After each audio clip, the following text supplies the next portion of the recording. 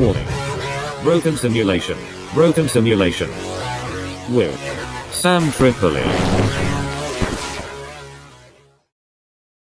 And welcome to Johnny Woodard Presents Broken Simulation, starring Johnny Woodard. We are in it. We're in it to win it. Come on, come on, come on. Sing the song you were singing before. We're talking hot gay sex.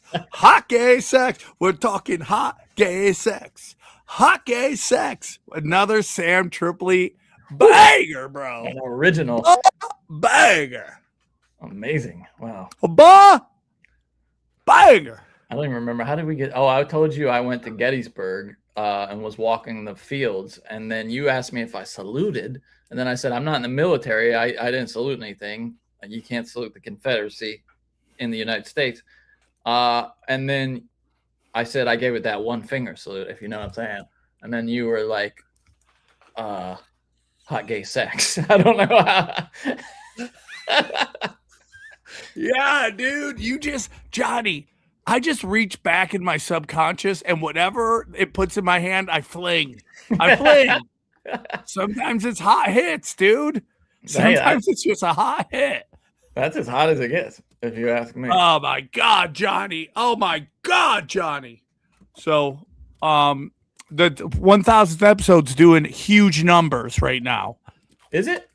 Yeah, it's doing huge numbers. Oh, I haven't even seen. And you know, it's a combination of Eddie and Kurt Metzger, you know, but it's great to see that there's still people out there that care about an old show. Some old yellow. Yeah, it's funny. There are a couple of comments too that just don't get the show. Like that are like, I can't believe Eddie is still talking about Trump and stuff. I'm like, dude, it's not the show, you know. And then somebody was complaining about Kurt. Was like, this guy Kurt's not very funny. Why doesn't he talk about conspiracies? He keeps talking about dicks. And I'm like, dude, everybody just says whatever they want to say, dude. They're all crazy. There are just some people out there that whenever I used to take criticism really personally, I still do, but not as bad as before. And because I saw how many people that I know in my heart are talented and funny. Johnny, hold on, Johnny. Before you get that, play some quiet music, some like music that's like just touches your heart and makes everyone understand like this is a really important moment right now. Like you're just some tender music. I don't know what's on this board. Come on, bum bum bum bum, like something like just soulful, Johnny. Do you got any soulful music, Johnny? That's the Cash Daddy's board. No, I don't. I got that. No. Oh, hey now, what's going on? What? No, I don't have it on there. Johnny just almost played a video they didn't want anyone to see. What weird shit? It's Johnny. No, it was the voice changer. It was this. Bum, bum, bum, bum. Hot gay sex. We're talking hot gay sex. We're talking hot gay sex. Hot gay sex. Dude, Johnny, have you seen Scott Wiener can't walk around without people yelling at him? Did I see it? So funny. Is that going to be our hot topic? Jamie Starr's birthday. Hey, Johnny. It's best. So if you don't know, we have this state senator, he was a state senator in California, who is he's like our Mamdani, really.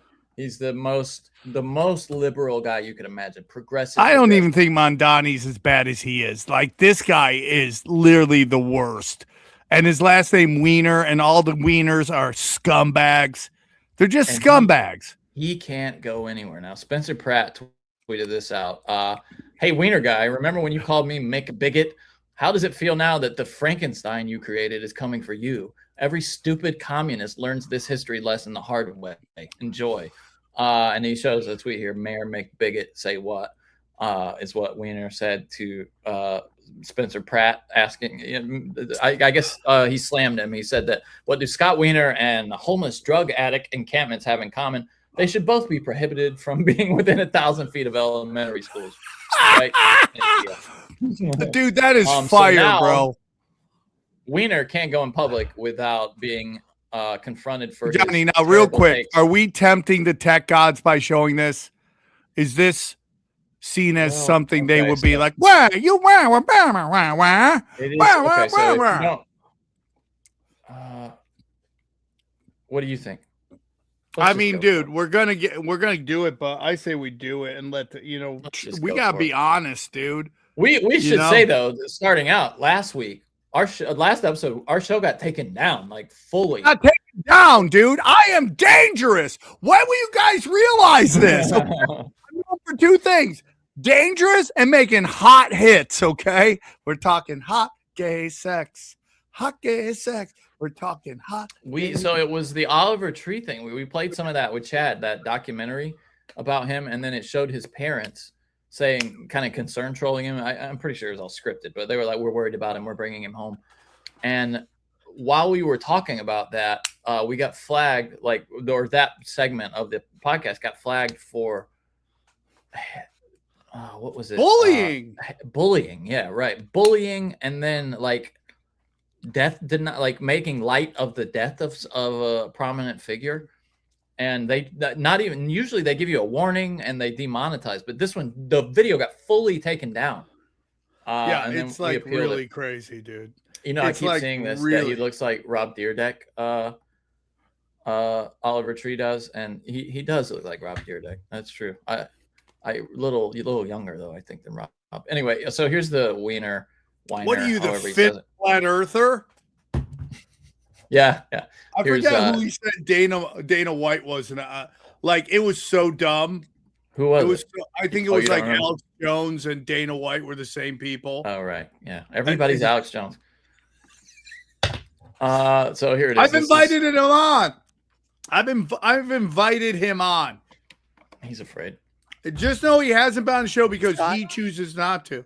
Look at how twinky he is. This is like if Ari was a twink, right? Look at how twinky this guy is. This is gay Ari for sure. Yeah. I think your legislation on trans issues and your legislation specifically protecting queers on the sex offender registry is fantastic. Stop. Right there. Listen to what this guy just said.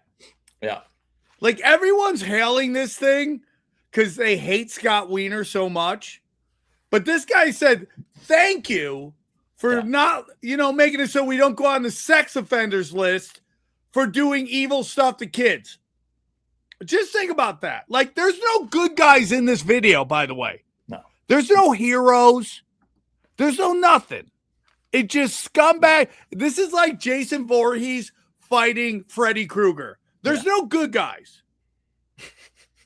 No. Thank you for making it so we can do bad things to children and not have to register as a sex offender. Thank you so much. I mean, dude, there's no good guys here. No, and there seldom are. But do you think hold on. This guy's trying to say, listen, dude, this is like the chat on my chats are fire, and then once in a while someone goes fully stupid. This guy thinks this guy was being sarcastic saying that. Do you believe that, Johnny? Listen to his voice. Of course not.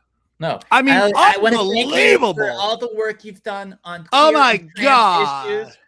Pretty sure it's sarcasm, guy. Pretty sure you're ODing on. Dude, my dad right now, if he read that, would be like, dude, you're ODing on dumb fuck pills. Your dad would say that? Really? That's great. Sam, don't OD on dumb fuck pills.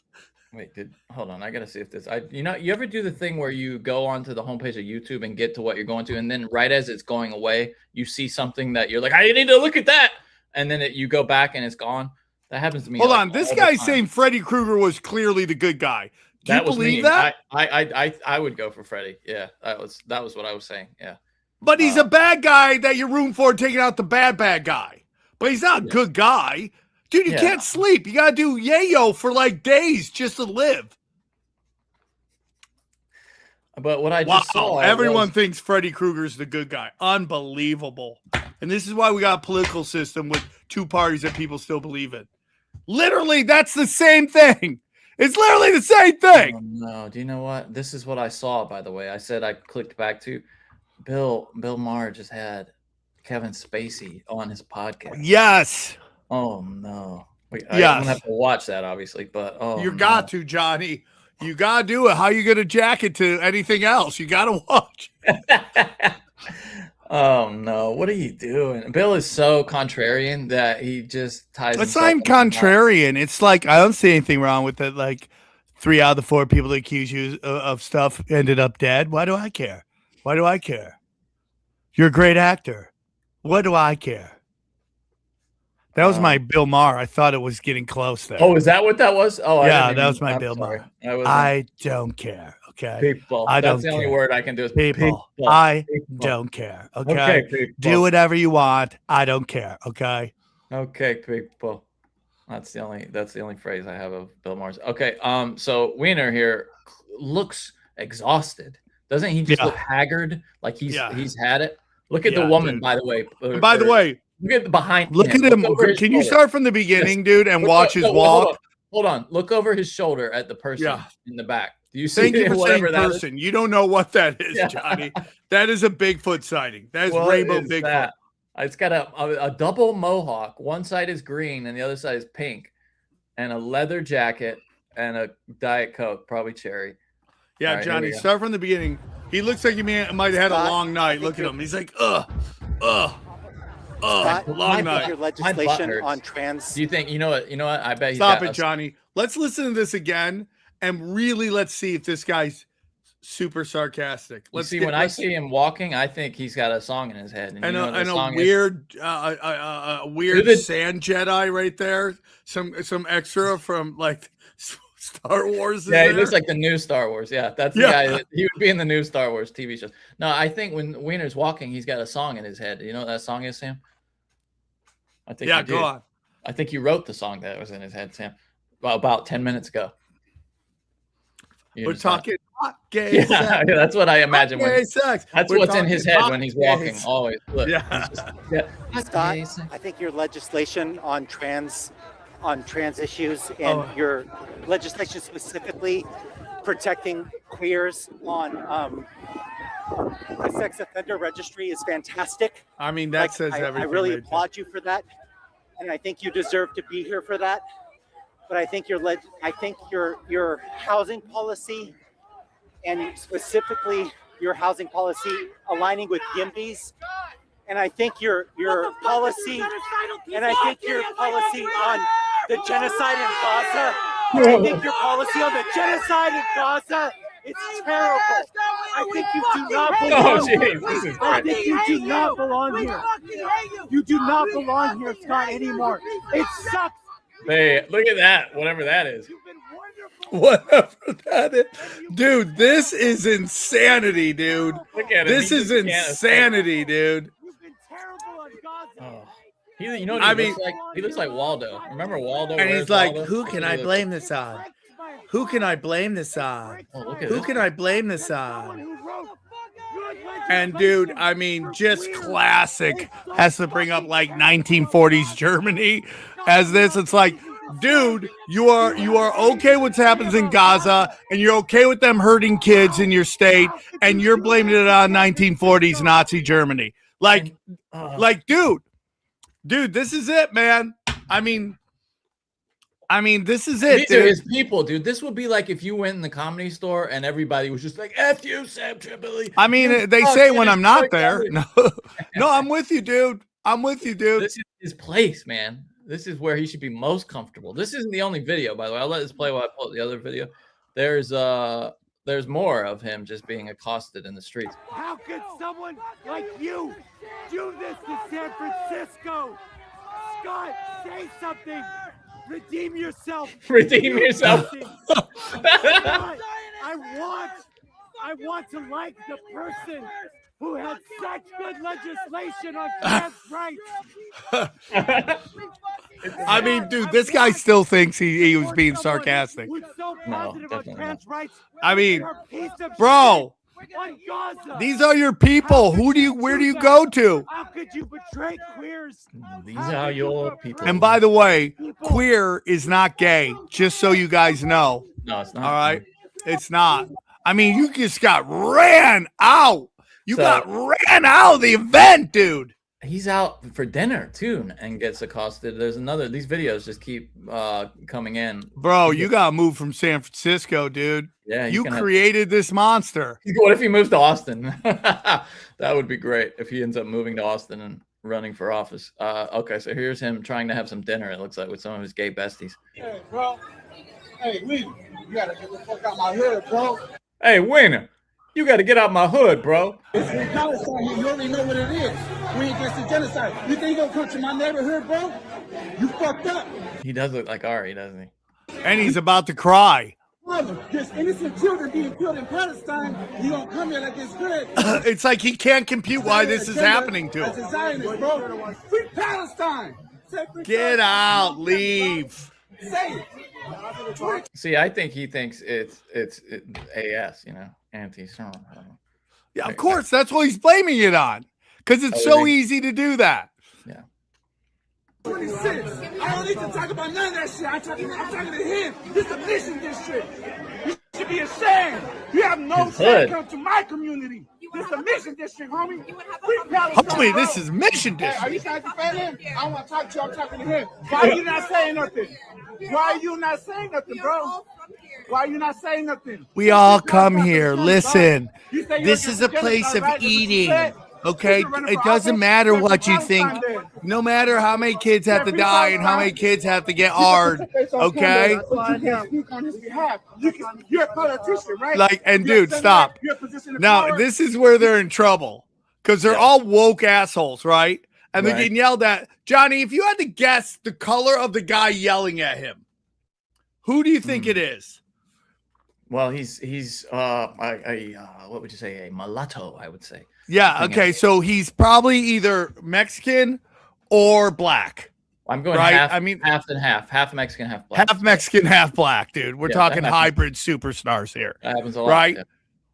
Which short circuits anything you can do because in the woke world, you cannot question the Kangs, dog. You know what I'm saying? Like, because the worst thing to a woke person is literally their 9/11 is being called racist. Like he's living a 9/11 right now for the second time. Yeah. For the second time, he's like, how many 9/11s can one guy have in a week, bro? This is his, dude. He's getting called a bigot, a racist, and a genocide. That is his 9/11. It's He's the like, worst thing. I mean, it's the wow. worst thing I could do to him. You might as well kill him if you're gonna call him. A No, racist. we don't condone that, Johnny. No. That's I mean, like That's as far as he's harmful concerned, words. It's a fate worse than death for him, is what I mean. To be called a bigot or a racist. Yeah, or- that is the worst thing ever. It is the worst thing. It is it's a capital punishment to the woke people. Mhm. Yeah, dude. Absolutely. You can't, Yeah. right? This is his October 7th 1,000 times over. It's his personal. This own is his personal October October 777th. That's his personal one, dude.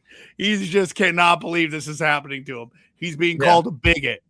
Yeah, it's in not his San 9/11. Francisco. It's not his 9/11 because if it was his 9/11, he'd be out front in a white van dancing. Dancing. Yeah. Definitely not his 9/11. But I mean, it goes on forward. The guy just won't leave him alone. I'll skip to the end.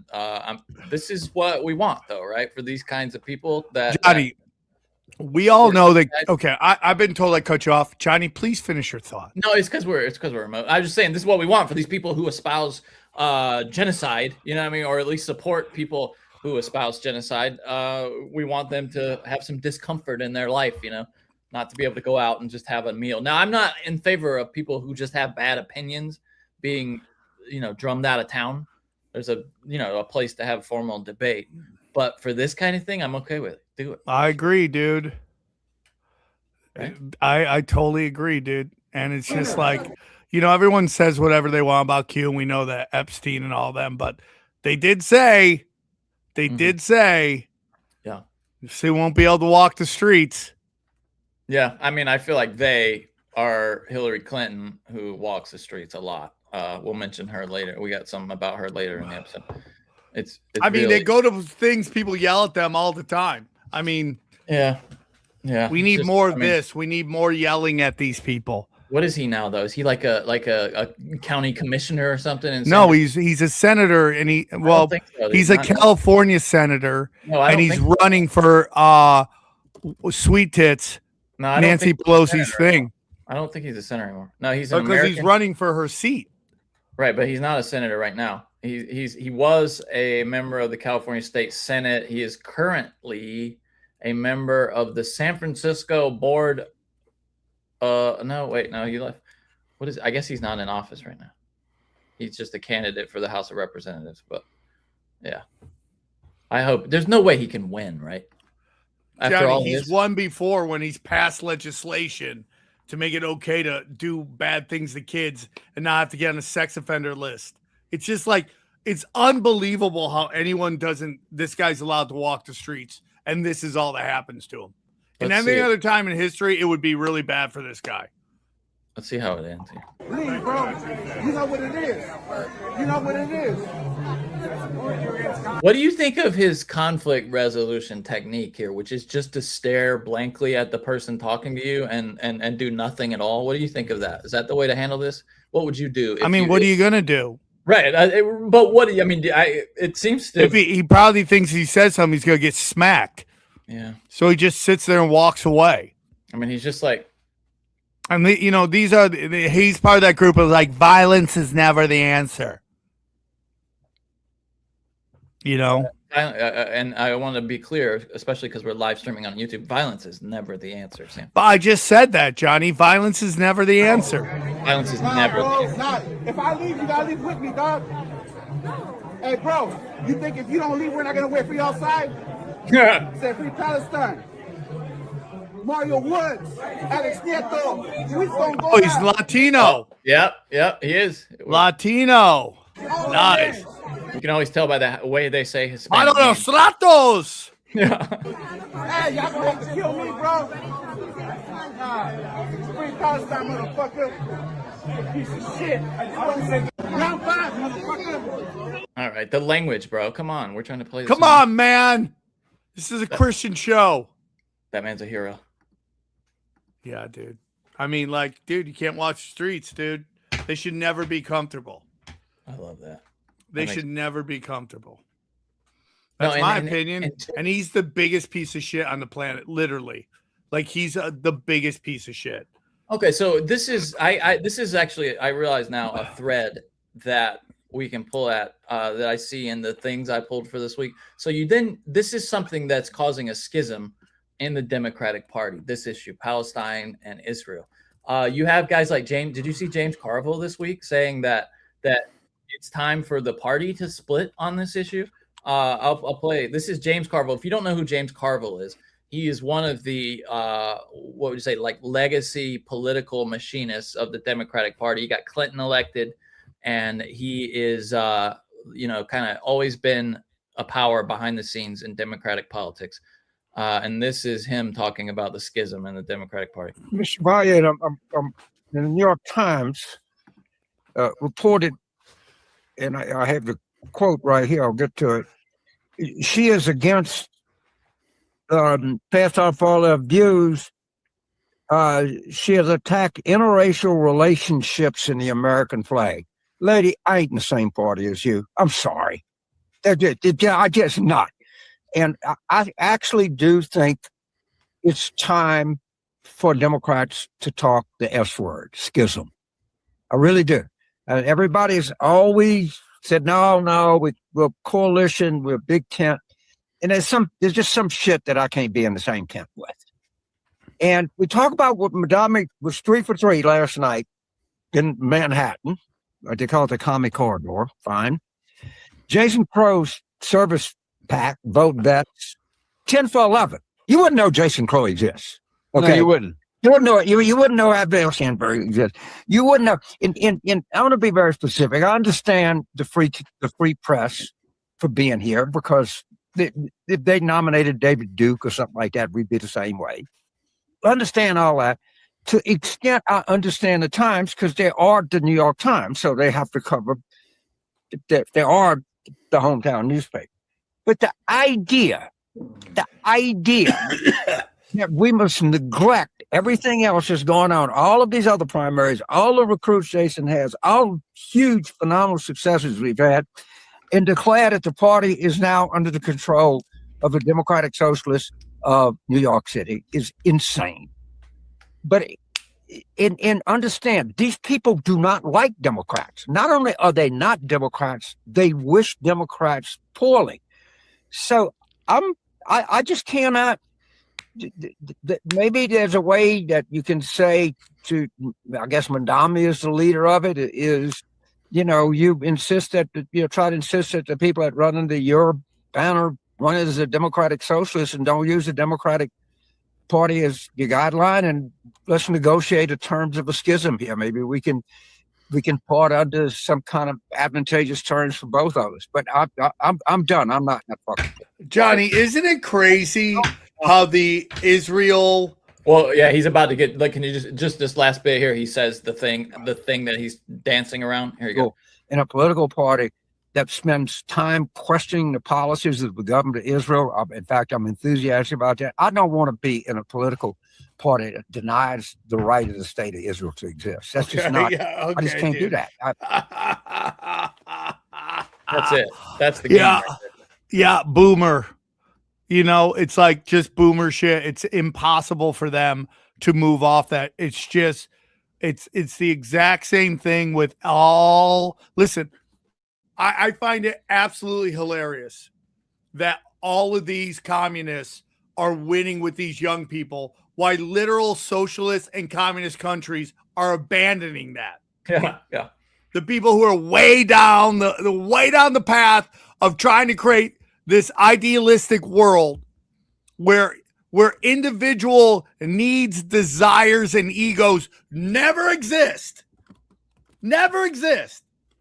And everyone just comes in his pure heart, right? Which is what rich kids are pushing. Rich kids have it too comfortable. New York, LA is a trust fund Disneyland. They come from rich places. They have no clue of actual real world consequences. And before you guys start pounding on me, I was living check to check until I was 43 years old. I was 22 years old when I started comedy. I understand the grind. I still grind. I understand the check to check life. And if all of a sudden, God forbid, everything goes back to that I've lived that longer than how I've been blessed to live right now.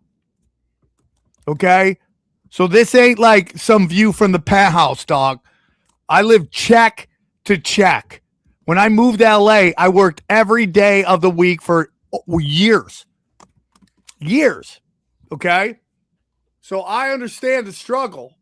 I'm more comfortable having to live check to check than I am having to grind all the time trying to take care of a bunch of people. So, but these kids don't know that. It's my issue with Kwame Bell or whatever the fuck his name is. W. Kamal Bell, yeah. Who puts out a special called Private School Negro. I mean, like, if that does not encompass what the left is all about. Rich kid liberator. Race. Going off on the nicest guy in comedy, which is Nate Bargatze. No one is nicer than that dude.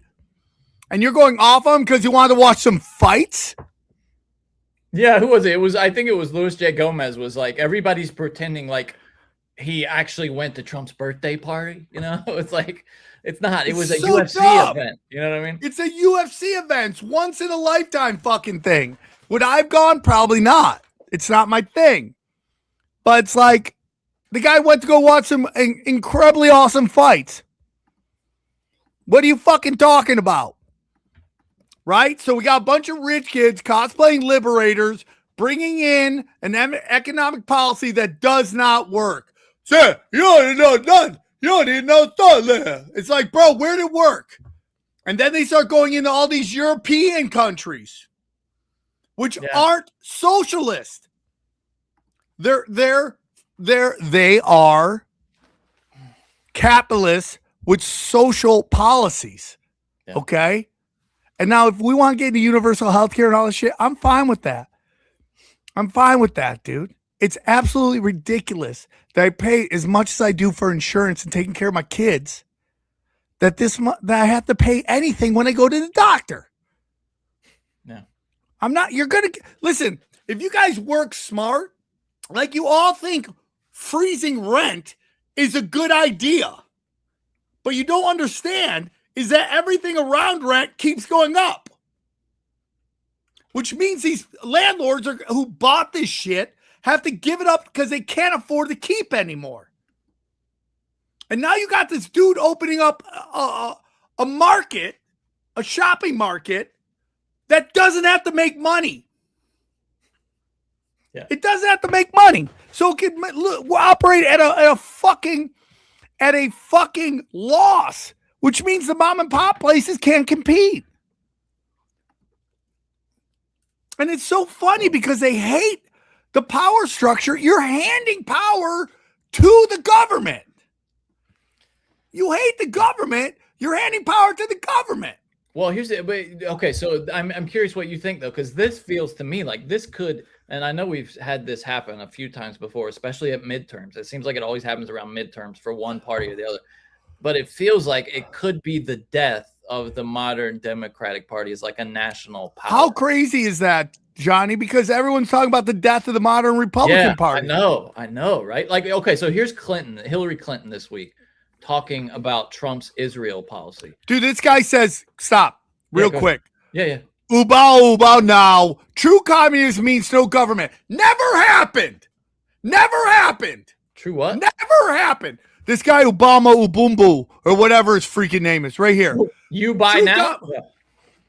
Ububu Nunu. Okay. You buy now, it says. You buy now. True communism means no government. Never happened. No. It's never happened. It's never happened. You keep living in a fantasy land that you think that you're consolidating power. Okay? You're consolidating power. China. Oh, no, true. Where is it? It doesn't exist, and it's never going to exist because in every single person, every single one of them, every one of these woke, open-minded motherfuckers who want communism, there is a third world dictator who wants to rule with an iron fist. Yeah, and now Marx in his like hypothetical rich kid society, the final stage of communism is like a stateless, classless society, and they can't even get to the first step. It'll never happen, dude. It's never gonna happen, Johnny. Because what you're saying is there's no ego. There's no egos. Yeah, there's no humans. But these guys are just gonna be like, no. Yeah, no, it's never gonna happen, dude. Human nature will never allow it to happen.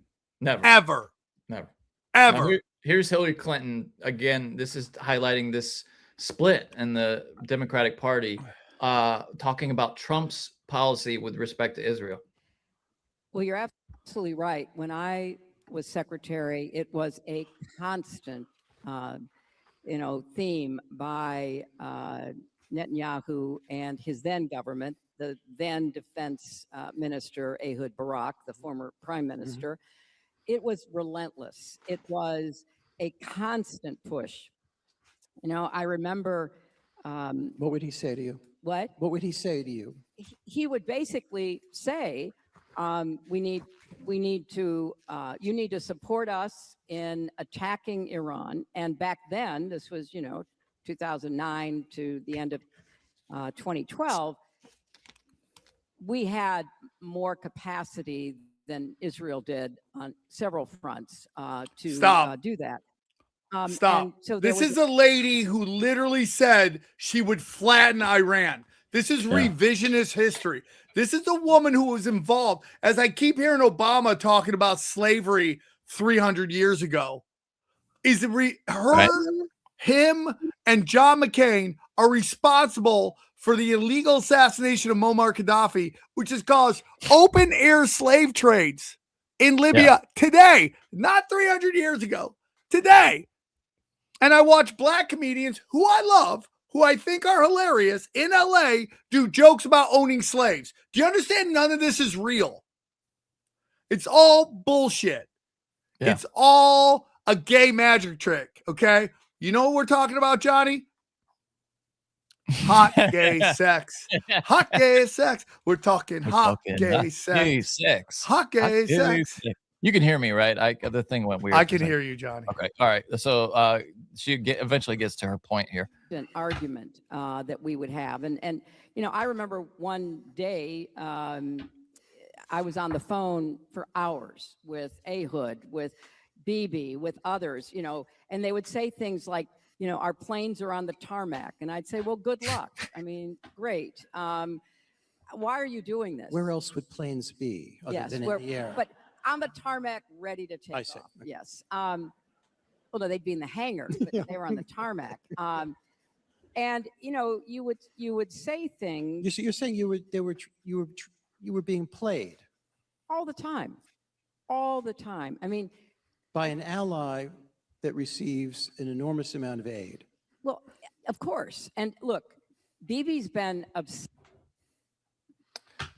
Okay, sorry. That's actually the okay. So that's the first part of this interview, and then there's another part where she talks about. Hold on, where she gives her assessment of Trump's policies, and I thought that's what this was. Hold on.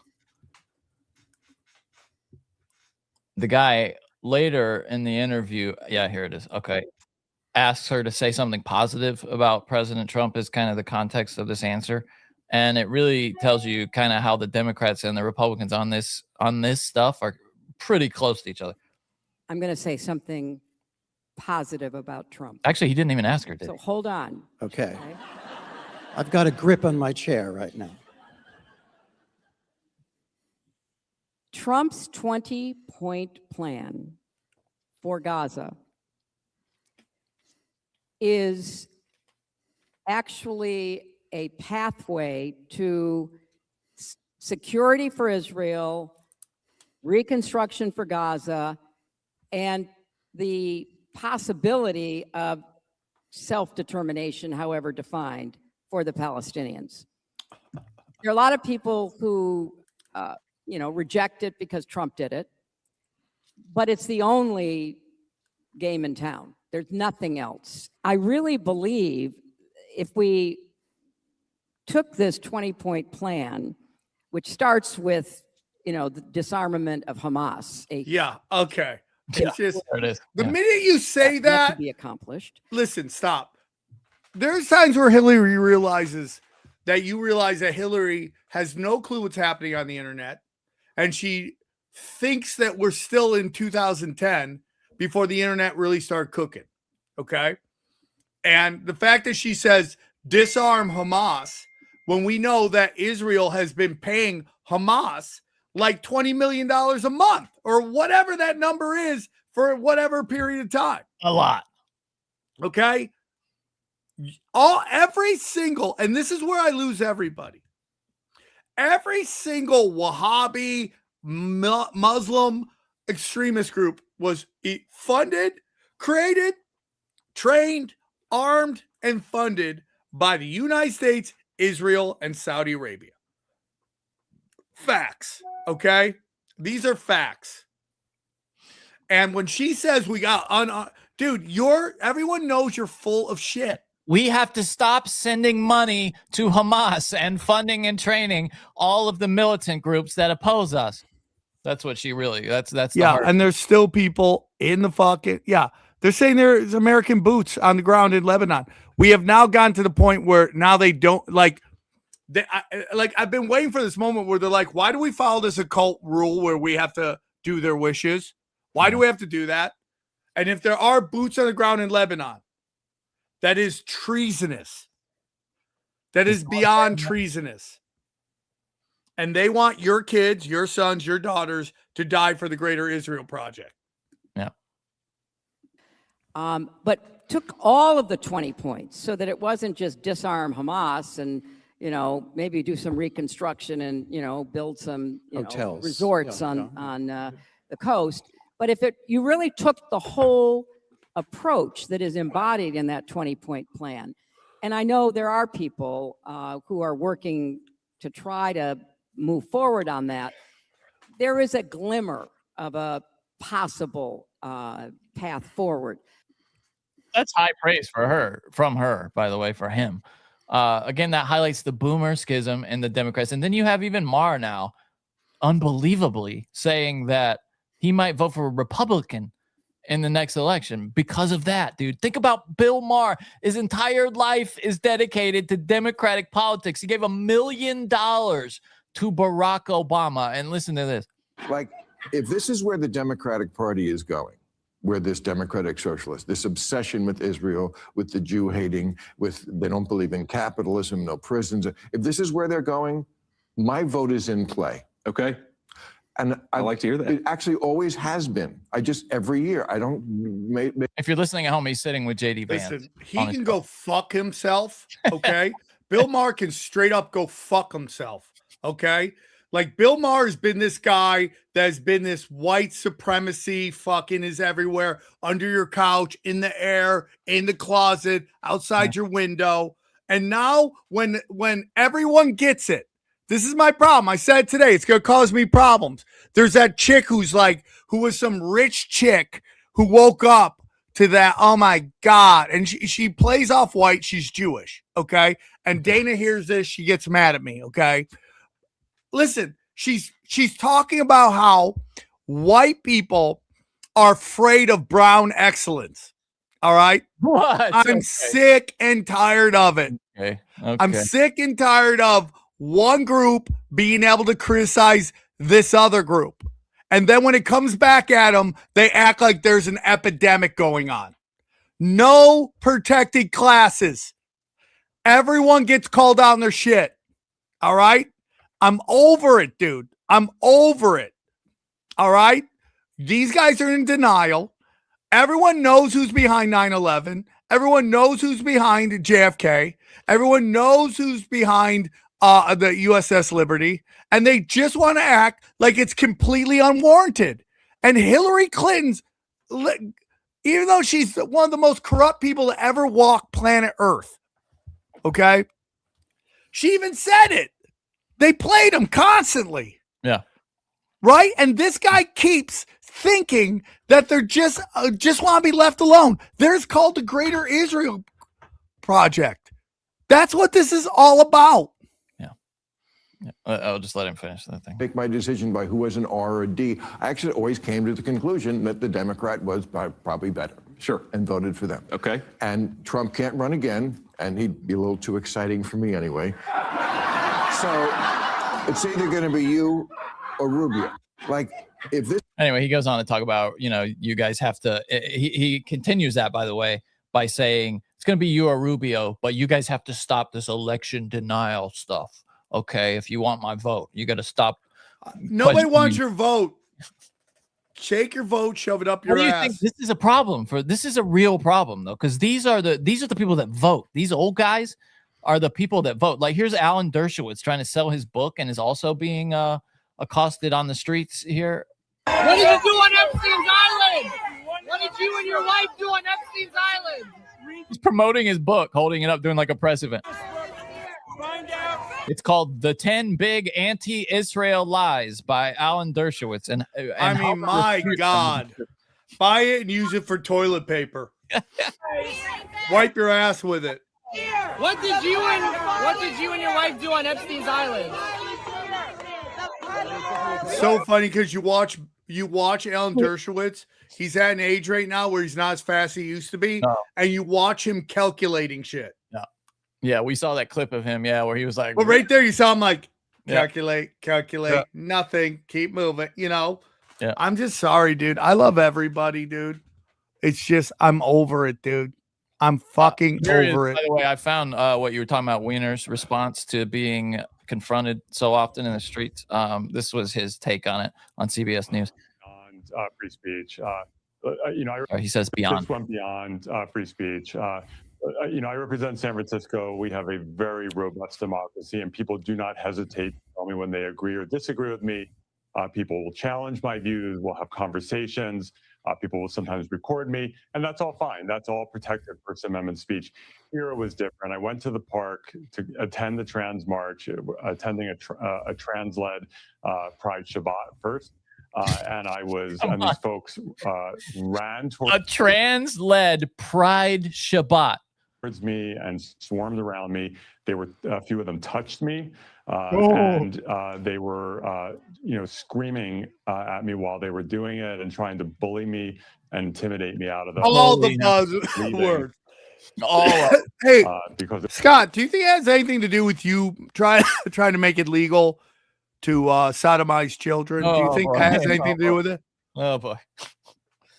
What an asshole. Anyway, but this is, you're really starting to see the fault lines in the Democratic Party. This could be the end, man. Like as a national that wins national elections. Now they did say that about the Democrats when Trump won, and the whole Tea Party thing, and then they coalesced. 100%. Hillary Clinton started the election denial, and most election denial people also think George Bush stole it from Al Gore. So it's like I get called out. Oh, you're just mad that your team won. My team. I defended Al Gore. I defended Thomas Massie against another Republican. I defended Bernie Sanders against Hillary Clinton, a Democrat. And the only time it's been a Democrat versus a Republican, well, Trump. I mean, like, yeah, we're talking like 5 or 6, and 2 of them are Republican getting screwed by Democrats. Most of it's both sides of the party. It's like ridiculous. Speaking of Thomas Massie, by the way, one of these kind of TMZ style gonzo gotcha journalists. I love this video. Confronted him and in the park, it seems, with his little DJI Osmo Pocket Mobile, whatever the hell camera there, and Thomas Massie just dunks all over his bald head. Check this out. Anything you can say. So let me ask you. I heard that you like gay porn. Is that true? Look at him, man. I just want to give you a chance. Your side. I'm giving you a chance to give me your side. I'm not going to get into Are you a real news organization or not? He works for Fox. Correct, man. All you got to say is you don't like it, that you haven't been to those websites. Oh, dude, look how quick he's walking away.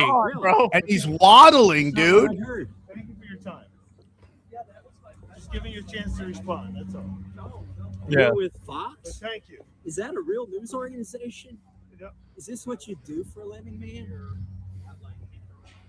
Congressman, we're good. Thank you. Yeah, we're good. So I mean, you just got curb stomped. That was Michael Ballasi. He is a video journalist / political correspondent featured by Newsweek, Fox News, The Hill, People, AP, Washington, etc.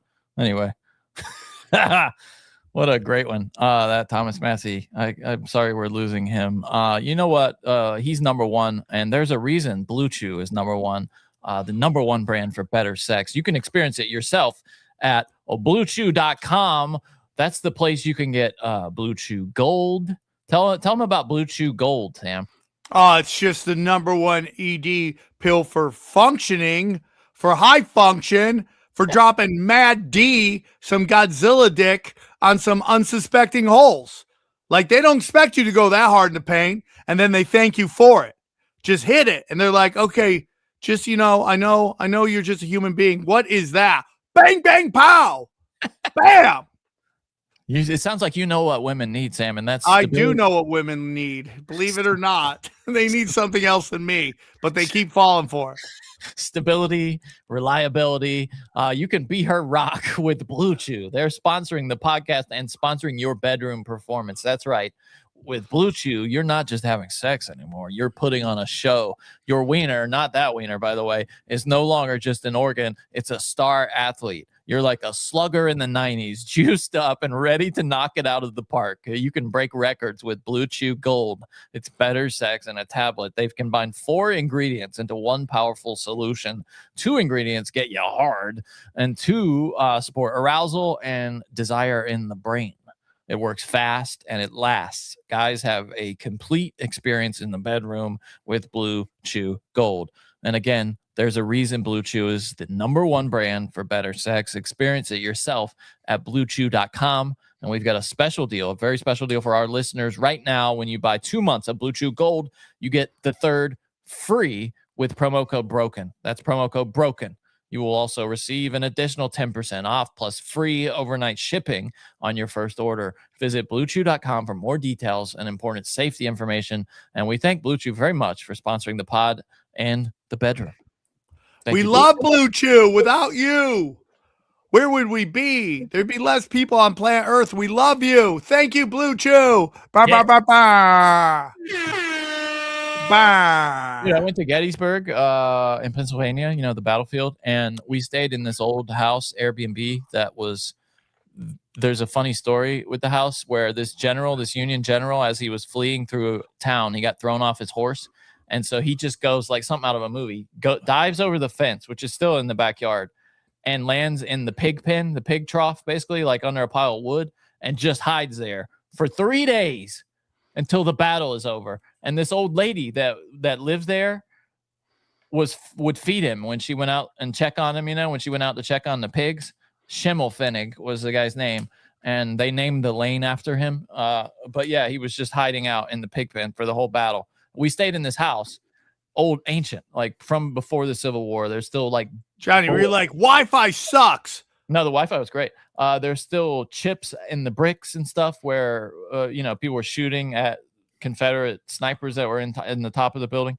And so we've been there a night, and then the next night we're outside, and the ghost tour comes and stops in front of our place and tells this story about how this 16-year-old girl was disfigured in the house and got so depressed that she smashed all the mirrors and took down all the pictures of herself and smashed them. And then she offs herself in the bedroom where we're sleeping in this house, dude, is what we found out after we've been there 2 nights already. It's like, I would have never chosen this place, dude. I will say, though, I got no vibes at all. No negative vibes. Nothing. But that's not what you want. You stay at a place and find out it's on the ghost tour. Yeah, exactly, dude. They got to tell you that. They should have to. That's exactly what I was thinking. That should Would you Airbnb that? I did. Yeah, I did. But I didn't know. Old, historic. We're old. We're disfigured lady just called it a day. I think they should. I mean, dude, ghost hunters probably stay there all the time. John, you should have done some ghost hunting videos. This guy says Butterface. You should have done a ghost video, Johnny. If you're here, show me your tits. Gettysburg was great, though. I followed in the footsteps of my great-great-grandfather who was there at the battle. It was really, you hear about. Johnny, did you cry? No. But you hear about the when you see the land, the ground that these guys charged over, it does make you think if they had to do that, they couldn't find 20 guys to do that kind of stuff today. You know what I mean? It's just so. I don't know. I don't know anybody who could do it. Certainly, I'm sure. Do what? Get volunteer and by the hundreds of thousands to defend the country and then just charge in the gunfire. You know what I mean? Johnny, if there was an actual war, people would show up. I don't know. People would show up. No, but what cause can you possibly imagine? What, we're going to fight the Chinese over? Someone literally invades the Taiwan? country. Literally invades. Never going to happen. What, the Chinese nearest thing is the Chinese invading Taiwan. What, you going to sign up to go defend Taiwan? No. Nobody. No, everything's a banker war at this time. But if someone showed up at our shores, people would show up. Yeah, but it's never gonna. You're a little soft, by the way. You went soft on the focus. I think it's got your books in focus. You got your books in focus. Your books are in focus, bro. You got me. You got me, dude. Johnny, you should have done that in blackface. Just walk through it in blackface. Be like, this is what my family fought for. There were people all around, by the way, that were in just blackface. Dressed up like it was the 1800s. I guess that's just something they do there. I'm not even talking about military people, just regular people that were just walking around dressed like they're in the 1800s. Johnny, if adults go to Disneyland and create gangs, you don't think there's going to be people dressing up like Civil War reenactors? No, I'm not talking about the military. I'm talking about just people women dressed in flowing skirts. You know, those. Johnny, how big do you think their bushes were? They had to have just. I mean, 70s Bush was out of control, but Civil War Bush had to be just a forest, dude. Let's a forest. I gotta believe that, right? Let's see. Did they trim? Women generally did not trim or shave their pubic hair, and oh my God, it had to be huge. Was considered a symbol of vitality. I wonder about underarm hair. I know they did it. Trim underarm. Oh yeah, someone said it's not Bush, it's muff. Oh, I don't like that word. Johnny, no. you don't like muff? That's a weird one. That's too old. Women in the 1860s did not trim or shave their underarm or leg hair. So these ladies were just furry, dude. Woolly. You're making love to Sasquatches, dude. Oh, that's something. Yeah, people had to be way hornier back then. You know, I said that people wouldn't sign up to do courageous stuff, but then I the other day, yesterday, I saw this video of what is supposedly Portuguese special forces training. It's called the Tunnel of Death. Have you ever seen this, dude? No, I don't want to watch people die, Johnny. No, it's nobody dying, no death. Don't you know? Johnny, no. I don't want to watch people die. It's just look what they do, man. Okay, so if you're listening at home, it's like a simulated. I mean, it's a real, but it's on a training ground. Like a drainage pipe or a sewer pipe, and it's completely filled with water except for maybe the top 3 inches. And these guys have to go on their backs, floating in this water, and push through this tunnel, which is just wide enough and deep enough for them to pass through. Watch this, man.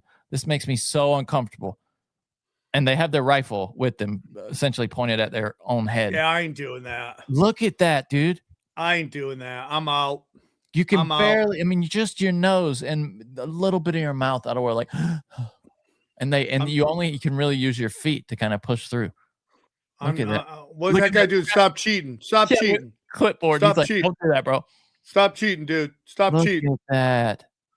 And the water, every time the water kind of laps over your nose, you just inhale a little water. That's Portuguese Special Forces training. Yeah, well. And they don't show it in this clip, but above it is like, everybody dies who goes in here or something. I mean, something like ominous saying above the tunnel. Yeah, I ain't doing that, Johnny. I fight my fight on the internet. Somebody still. And then I cry myself to sleep. Keyboard warrior. That's yeah. Okay, I'm doing a battle on the internet. I'll see you guys in the shit sewer tunnel, dude.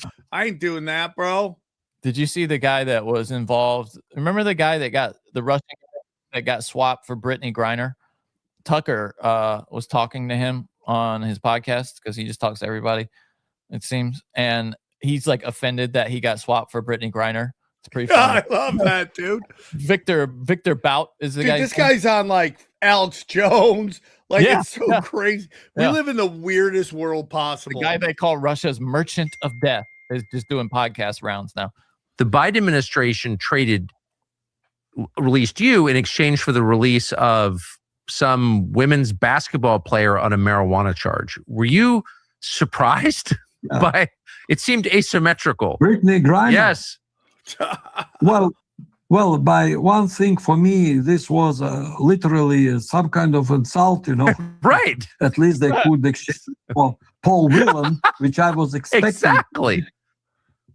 But on the Biden administration time, this maybe was only choice. And this is why she was a black, she was a lesbian, and she was a basketball fan. If not for NBA fans who put a lot of pressure for Biden administration, ESPN was running every day a kind of the stunt to, call attention that Brittany Griner is still in Russian prison for almost nothing, for some, a small quantity of CBD oil, which is forbidden in Russia.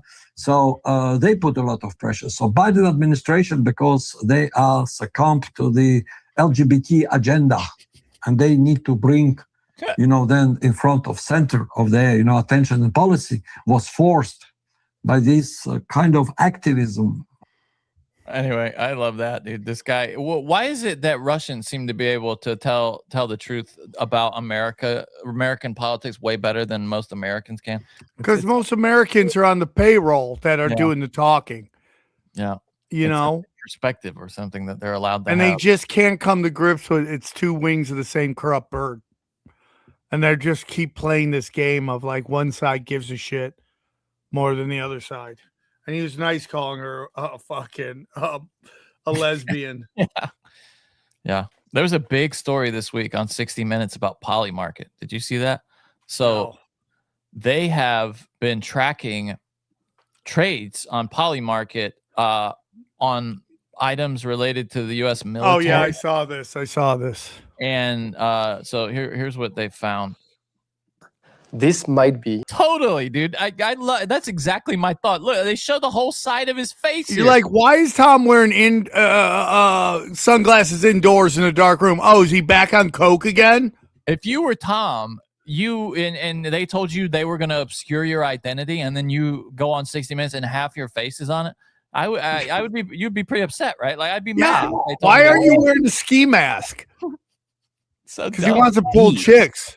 Maybe it's not him. Maybe they use an actor or something because they do that sometimes. There's no obscuring of the identity. Look at this. Yeah. The guy's right there. He's just Look wearing at Bill wearing that green shirt he always wears all the time. That's a real betrayal. Like if you're that guy and you think 60 Minutes is obscuring your identity, and it's just you in full. Wear a ninja outfit, Pussy Riot mask. Yeah. That'd be so great if he was in a Pussy Riot mask with like it was neon yellow with like bunny ears. Yeah, I like that girl from Pussy Riot. I thought she was kind of cute. They're a psyop. They're going to do nothing. What are you going to go up to some general going, hey, you're cheating? He's like, yeah. Okay, just wanted you to know we know. Bye. I mean, like, what are you going to do?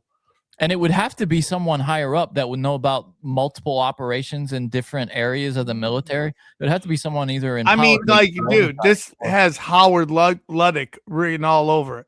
Absolutely. Yeah. And here's a little bit more from that report from 60 Minutes about PolyMarket. It's just more concerning stuff. I think the regulation hammer is going to come down on these things eventually. Well, this is somebody in the White House, like or Baron Trump don't give no fucks. It's like, I'm tired of answering your dumb questions. You know exactly what's going on. Just say, he's like, yeah, that would answer the question. Yeah. I'll just say, anybody out there has insider information that they can give me to bet on. I welcome it. Please. Come on, Broken Sim, and tell us. No, don't come on, Broken Sim. Just get in my DMs. Find me on Instagram, and I will tell Sam, and we will make money together, and we won't tell anybody. I promise. Yeah, dude, let us in, and then we'll get arrested and blamed for everything. No, we're not going to get arrested. Johnny, I will throw you under the bus. It's Johnny, dude. He had compromising pictures of me, and he said I had to make these. I had to make these bets, or else he was going to put me out. He's going to turn me out. Bring up your, I got to do the thing where I go out. Do you want to bring up your date, Sam? Oh, Johnny, can I? Please. I'm asking you. I'm not saying you. Johnny, can I? Honey. Miami, St. Petersburg. Joke World wants to come on the podcast, and we could promote the festival.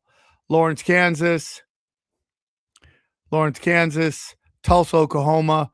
TruthCon. What did he say it was? TruthCon or TruthCon? TruthCon. I got to change the name. New Orleans for Skank Fest, and then closing out the Comedy Mothership. And then, guys, if you're feeling horny, can you take that down, Johnny, real quick? Okay. If you're really horny, and I know you are, check out World War Debate. We had a big meeting today. If everything goes according to plan, we might have the biggest event of all time. Alex Stein, you said, is going to be representing the right wing. Is that right? Yeah. He says he'll do it. We'll see if it actually happens. I hope so. But the thing that we're going for, we're going big game hunting, dude. Oh, really? Oh, yeah. The numbers could be absolute insanity. We didn't talk about it because it kind of happened in between shows. But this thing with Carlos Mencia, it's just so Carlos Mencia just didn't report for 6 years income up to almost $9 million, and that's why he was arrested last week. This is the district attorney in the LA County DA announcing his arrest. Yeah, it's just unreal. Good afternoon. My name is Nathan Hochman. I'm the Los Angeles County District Attorney. With me up here is District Attorney Maria Ramirez. She's an assistant district attorney. We have Hoon Chun, a director Hoon Chun corruption. If there's anyone I will trust, is Hoon Chun. I have much respect for you, Mr. Hoon Chun. Mr. Hoon Chun. And we have Michelle Hennessy. Michelle Hennessy is the new deputy. What is this guy's accent? Michelle Hennessy. Is it just I love that all these names are just something straight out of Adult Swim. Hoon Chun. Hoon Chun. Pure Hennessy. Let's listen to this. This guy's voice is she barefoot? Oh no, she's got open toe. She went open toe she does not care. If a guy was wearing that, they would destroy her for her pants being too short. Because it's women. Guys don't understand. They're like, I guess that's what women do. They wear short pants. Or she just accidentally dried them and they shrunk, and she's like, well, don't have time. Good afternoon. My name is Nathan Hochman. I'm the Los Angeles County District Attorney. With me up here is Maria Ramirez. She's an assistant district attorney. We have Hoon Chun, a director Hoon Chun is the man, fraud and corruption. and we have Michelle Hennessy. Michelle Hennessy is the new deputy in charge of a brand new unit that we have called the Business Tax Fraud Unit, a unit that actually got set up last month. And this is their first case. And this first case involves tax charges, against one of California's biggest tax scofflaws, the professional comedian Carlos Mencia, who's 58 years old. Mr. Mencia has one of those distinctions that you actually don't want. He is on the California Franchise Tax Board's list of the 500 greatest tax delinquents in both personal and corporate income categories. So he's a two-category California Franchise Tax Board award winner for an award you don't want as a tax delinquent. What we have now done today is Mr. Mencia has been charged with 12 felony counts, 6 relating to his personal taxes that the tax returns he failed to file, and 6 relating to his corporate tax returns that he failed to file. In total, the amount of corporate and income that he failed to report for over 6 years between 2019 and 2024, as alleged in the charges, is $8.7 million. Oof. That translates into over $300,000 of state tax. And that, by the way, we're not even dealing with whatever federal tax obligations he may have also not complied with. Mr. Now, it is the opinion. Taxation is theft. I was about to say, it is the opinion. Taxation is theft. Free Carlos Mencia. But, dude, they'll come for you, bro. Yeah. The official opinion of this podcast is that taxation is theft. Yes. We are on the record. Yeah. But it couldn't happen to a better guy, really. I'm not getting into that. I hope he you figures can't. this. I mean, you gotta at least play at paying. You know what I mean? Like, you gotta pay, dude. I mean, especially when you're making that kind of money, and you're an easy target. You're not like the system doesn't lose anything by taking you out. You're expendable, right? You're not on a TV show. You're not a movie player. You're nothing. You're not nothing. I mean, obviously he's crushing it, making that kind of money, dude. You're nothing. Yeah.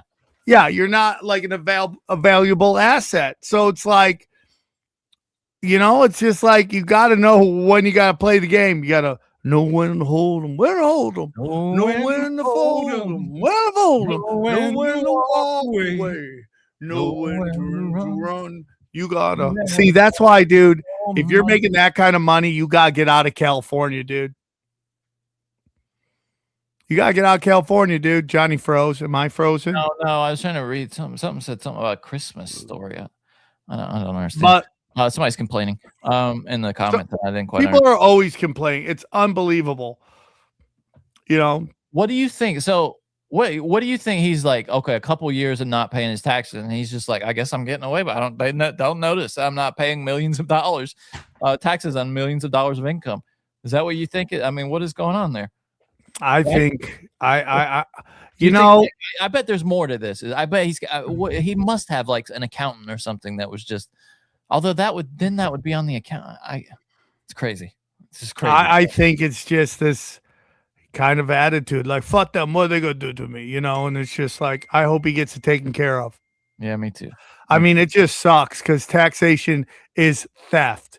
100% theft. It's 100% theft. It shouldn't be done. You shouldn't have to. I mean, we're printing money. Why are we paying out taxes? And it's like, you made what? What did it say? $8 million? How much did they say you made over 6 years? $6 million. So you're making $1 million a year, dude. They're going to come for you, bro. And it fucking sucks. And the worst part is, by the way, the worst part. Sorry to cut you off, Jack. Don't you love that they keep a ranking? Like they got a power ranking of I know, dude. Like, dude, you would be a first pick in a tax fraud fucking fantasy draft, dude. Congratulations, bro. Now here's the crazy thing. If he had an accountant and he did it, he wouldn't have to pay that kind of money because he'd have so many write-offs. It would go way fucking down. How do you not have an accountant though when you're making that much money? You're like an entity, a business entity at that point. You employ people. You don't have an accountant, somebody doing your taxes. It's just so much about. There's Dude, gotta if be you're more to it. making 7 figures a year, you got to get an accountant, dude. Or you got to get Dana. Like he's actively on the road, right? He tours all the. Does he still tour? He does, right? Yeah, he tours a lot. Yeah, I mean, the guy's a great comic. He just got caught doing some stuff, and then on top of that, he doubled down that he wasn't doing it, which causes him to put off his redemption because he's calling everybody a liar. And this is just consistent with what's going on. Yeah, dude, he tours all the time. Well, here's something that's interesting though. He's got dates coming up. Like on the 1st of July, he's going to be at Kimmel's in Vegas. Like is that happening? Is he? I mean, he's out. He's out. What is he going to make that money now? Is he going to be like? Remember, he's going to have to pay it all out, dude. Remember Willie Nelson when he like went bankrupt because he owed the IRS so much money? Everybody started just throwing money at him, and he went touring and released music to pay the IRS back.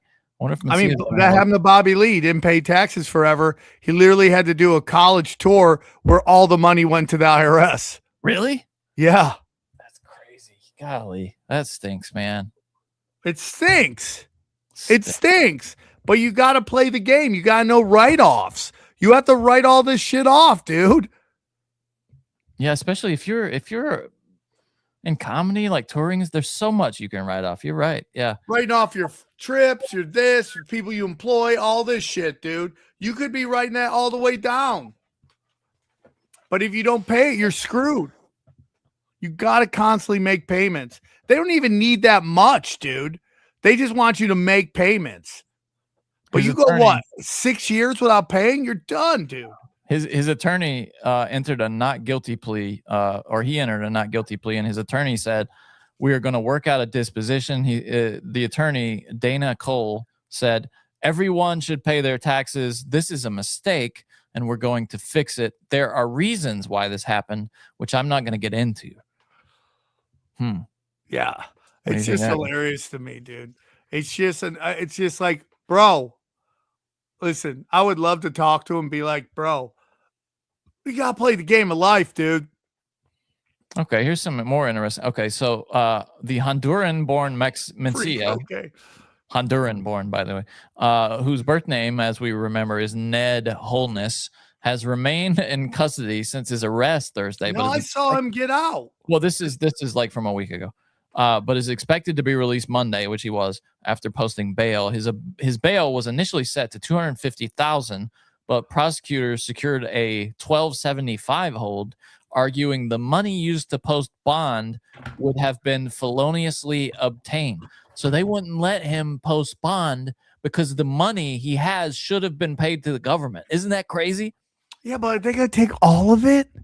On Monday, Cole moved to lift the hold, his attorney did, arguing that Section 1275.1 does not apply because failing to file tax returns is, quote, an offense of omission.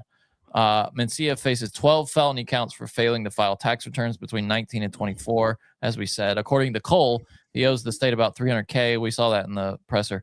That amount, she said, should not justify a no bail hold.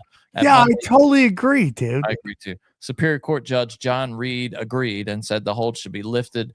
He said the money didn't come from illegal sources. It just may not belong to him. Oh, I see. So, his brother is going to post it. Reed agreed to Cole's motion to reduce bail to $50,000, which he said Mencia's brother will post since Mencia's assets have been frozen.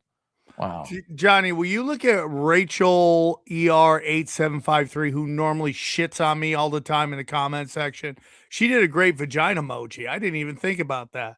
She has a great vagina emoji. Look at that. Oh, wow. Yeah. Yeah. Good guy. Johnny, she pounds on me. She loves you so much, and she just pounds. Look at that. Johnny makes the show great. She just hates me. No, there are people that say the same thing about me all the time, so it's okay. Listen, we all get it. I just hope he gets out of his own way, and you know, everybody loves a comeback. I tell people that all the time. Everyone loves a comeback. Yeah. All right. He's funny, dude. He's funny. It's not my cup of tea. He just like broke the golden rule, which is you don't steal other people's comedy, and if you do, you better pay him for it, especially since you're making all that money. He really broke both the golden rules. Don't steal from the government, and then don't steal other people's comedy. Well, I don't think it's stealing when it's your money. Don't not pay the government. Yeah. And don't steal people's jokes. As far as the government's concerned, it's stealing them. They print the money after all. So speaking of Mexicans, or fake Mexicans, I guess. This is from the New York Post, but it was everywhere. Did you hear about the Batman of Mexico? Mexican Batman? I love this guy. He's a vigilante. He's wanted for chasing down suspected motorbike thieves and taping them to lampposts. These Mexican motorbike thieves just run up to people and steal everything from them at knife point, at gunpoint sometimes. And they're appearing in this position, just duct taped to lampposts with like marker written on their faces, like thief on their foreheads. A Mexican, let me just read the lead here. A Mexican vigilante dubbed Batman, very creative, is wanted by police for allegedly chasing down suspected. Why do police want him? Again, it really is like Batman, isn't it? For chasing down suspected motorbike thieves around town and taping them to lampposts. At least 5 men were discovered helplessly duct taped to street poles over 10 days, beginning in June 13th. Good. Señor Batman. Senor Batman. Muchas gracias, Senor Batman. Many of you. Hey, XG's in the comment section creeping on the single mothers. XG, how do you say I am Batman in Spanish? Yo soy Batman, I would assume. Yo soy Batman. But Batman would even be something like puto camita, senor. No, it's a proper noun. It's Batman. Guato. XG, get in the comment section. Stop creeping. Okay, so many of the alleged thieves had mustaches, cat whiskers, and like I said, the Spanish word for thief scrawled on their faces. So he even sharpied their faces. The vigilante, whom Cardenas referred to, I guess Cardenas is the police, someone in the police or something. I don't know. Yo soy Batman. It says Batman of Lagos de Marano left the allegedly stolen bikes near the men to show off their crimes. This guy must be some kind of badass, though, right? But how's he stop them? That's what I'm wondering. Like, because this one guy's got like his nose is busted up, his head's busted up. XG will not write how to spell it. Does he not know how to spell Spanish? I mean, he said his Spanish wasn't much better than his English the other day. One photo captured 2 men duct taped back to back on the pole with a pink sign above their heads and a bike left in front of them. Police are treating the tied up men as victims and are attempting to catch the vigilante, State Security Secretary Juan Pablo Hernandez said, according to the outlet. They're not victims, they're thieves. This is ridiculous. It's not very exciting. It's just yo soy Batman. That's what I said. Yo soy Batman. Yo soy Batman. Dude, this is a great story. We need more vigilantes, dude. I agree, and we need to live in a what is that show? We need to live in a Daredevil world, dude. You've been watching the new House of the Dragon? You watching it? Yeah, I love the first episode. Second episode was a little weird. Yeah, I felt that's what like Game of Thrones still do. Is they'll just have an episode where it's like, we guys got to push the story forward. This is a story arc story. Yeah. Oh my God, Johnny, put that up. That's the nicest thing I've ever seen. Oh my God, Dana's going to cry. R.I.P. Pollyanna, you are not forgotten. We Amen. love Pollyanna. Yeah, Amen. Yo soy Batman. Who are you? Yo soy Batman. So there's this big story, the results of a study on sunscreen that is kind of sweeping the internet. Have you seen this? Sweeping the internet. And it seems that sunscreen. Let me see if I can find a video of it. Sunscreen use has been correlated with negative outcomes, like skin cancer and things like that. Let me see if I can find a video of someone doing a recap of it. Yeah, okay, well, this is Matt Gates, but I think he's interviewing someone who is an authority on the study, hopefully. Is that the right? No, that's the other guy. Hold on just a second. Here it is. No, wrong one again, doofus. Come on, produce the show, bro. Here we go. All Johnny, right. produce the freaking show. Look at Matt Gates. If turd. Beavis and Butthead grew up. What a turd. Yeah, what a turd. Yo soy bumfardo. Have I been lied to as a Florida man about sunscreen protecting me from cancer? Yes, it appears we've all Yes. lied to. What are these Unfortunately, this people? massive study of over 470,000 people confirms it. It's very worrisome that when they compared sunscreen users to non-sunscreen users, the sunscreen users faced increased risks of all the major skin cancers, melanoma, squamous cell carcinoma, and basal what is this cell guy? carcinoma. So all of these cancers were. I want this guy to give me all kinds of bad news. Yeah. What is this guy from the Muppets? Carlos, we need you to come in. You're being arrested by the California government right now. You're going to have to come to jail. Today's episode is brought to you by C for Cancer. Oh, God. Yeah, I would. This guy should give all bad news. It's like, the ceasefire in Iran is broken again. I'm so sorry, everybody. I just want all my bad news to come from him. That would be great. Israel is bombing Lebanon once again, folks. Waka, waka, waka. But the most worrisome finding was that invasive melanoma was 300% higher risk in the sunscreen users. They accounted for skin color, time spent outdoors, and many other things, sex, age, and they still found these increased risks of the cancers. When you use sunscreen all the time, you're blocking your body's ability to synthesize vitamin D, which is critical for cancer defense. So you do not want to shut that off. A JAMA study just came out and found all of those active ingredients in the sunscreens get into your circulation. They get. I'm sorry, Sam, but you have tested positive for several STDs today. You've got full-blown AIDS. They should synthesize his voice and just have an AI call you on the phone with your test results. If it's bad and you hear that voice right away. Kermit the Frog here. You have full-blown AIDS. I'm sorry to say so. Hey, type we 2 just want to diabetes. say the guy's doing great work. It is funny. Yeah, People yeah. getting angry. Yeah, People no, getting 100%. real angry. People getting Into real your angry out there. Body above FDA regulatory limits. So what I would say is avoid sunscreens if you really have to use it. If you'll be out in the sun, Just for, burn, 6 dude. hours, midsummer day. That's all I If do. You still want to use something. I would use zinc-based sunscreen, not oxybenzone, none of those hormone-disrupting chemicals. Thanks, Johnny, so much. have you seen this? I want to show you something real Yeah, funny right yeah, now. yeah. Here we go. Did you see this? Some yearbook put all the baby pictures in, and someone put baby Oh, yeah, Hitler dude, in I there. saw this. Yeah, okay. So it's baby Hitler got into the New Jersey Eastbrook Middle School yearbook. They had to recall it. So good. Zoom in on it a little bit. Can you just expand that? Look. What a good prank. That's some I hype. don't music. even understand why everyone's so freaking angry.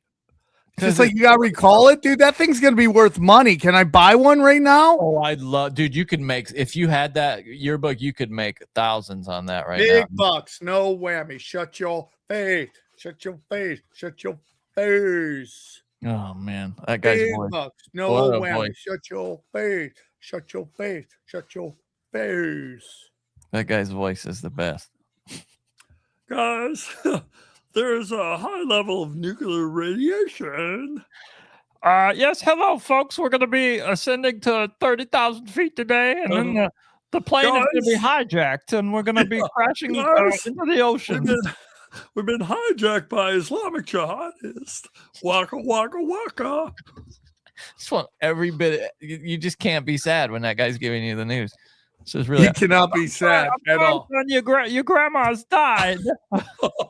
Hate to say it, but you have a turbo cancer. Sam, Pollyanna is not going to make it, I'm afraid. Sorry, buddy.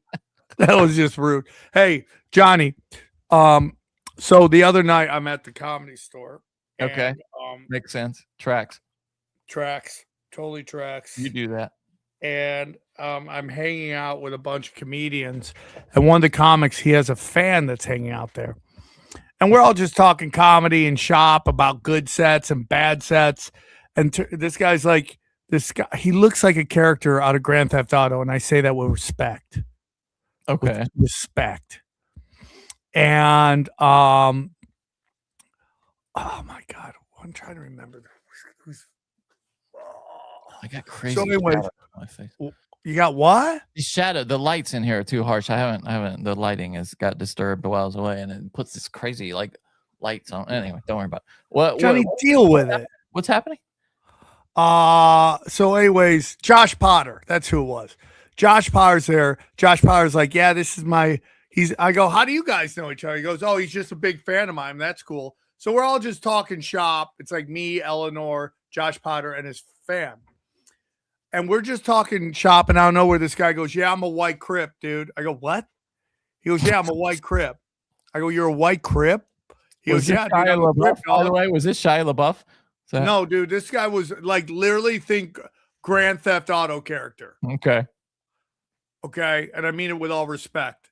So we're hanging out, and I go, did you go to jail? He goes, yeah, dude, just got out. I go, really? He goes, yeah, I mean, I don't know if he said just got out, but he said he had been there, right? And I'm like, who'd you hang out with? The whites or the black? He goes, the blacks. I'm a Crip. I hung out with the blacks. I'm like, damn, dude, that's crazy. So anyways, we're all talking about like, oh, how is this crowd? How's that crowd? I don't know where this guy goes, yeah, I just killed somebody. I go, what? I just killed somebody. I'm like, you did what? He goes, yeah, I just killed somebody. I go, you and you're just talking about it? He goes, I've already dealt with it legally. I go, what? What do you mean? He goes, yeah, the guy tried to rob me and I shot him dead. And literally, dude, the guy said it like he was talking about good sets and bad sets. Like it was just another day, dude. I thought we were talking about killing here. What's the big deal? Yeah, I mean, dude, yeah, we're talking about killing on stage. I'm talking about killing in the streets, dude. I was like, really, dude? He goes, yeah, dude, just killed him, man. DA said it was self-defense. I go, was he? He goes, yeah, they tried to rob me. I go, damn, dude. That's wild, bro. He goes, the streets are crazy. I go, crazy for you, dude. Some people just live in different lives, aren't they? Living different lives, dude. And you know what? I go to him, hey, can you come on my podcast and talk about it? No, we should have him on. He goes, I don't think so, dude. I go, come on, man. That would have been Come awesome. on my show. Respect to you for even asking. That would be awesome. Buddy, I would love to talk to somebody. And Me like, too, dude. Just dropped it like it was just another day. Well, you know, if he drops that like it's another day, that he's got stories. Like he's got stories, dude. Right. That guy's seen some stuff. And he was like chill, but you could tell like if it got crazy, yeah, he knows he's got default setting. I like and I was like, dude, this guy just killed somebody. And Eleanor's like, really? And it's like that kind of moment where Eleanor's from the streets and she's like, should I be concerned right now? He's like, yeah, dude, 3 guys tried to rob me. I blasted one of them. I'm like, bro. As you do, you know. Yeah. As you do. I mean, like, dude, I would be every single episode would start off, go, Johnny, do you ever hear about me killing that guy? You get because he tried to rob me, and you'd be like, dude, we've talked about the last year. Okay. Yeah. Just wanted to say that I killed the guy. And he's like, t-shirts made. Yeah. I was like, unbelievable, dude. Unbelievable, bro. Yeah, I blasted him. Just had to blast him. I'm like, dude, crazy ass street. What a funny from Pomona, dog. Did you see, are you watching any of the World Cup? What? You watching any of the World Cup? Oh, I love it.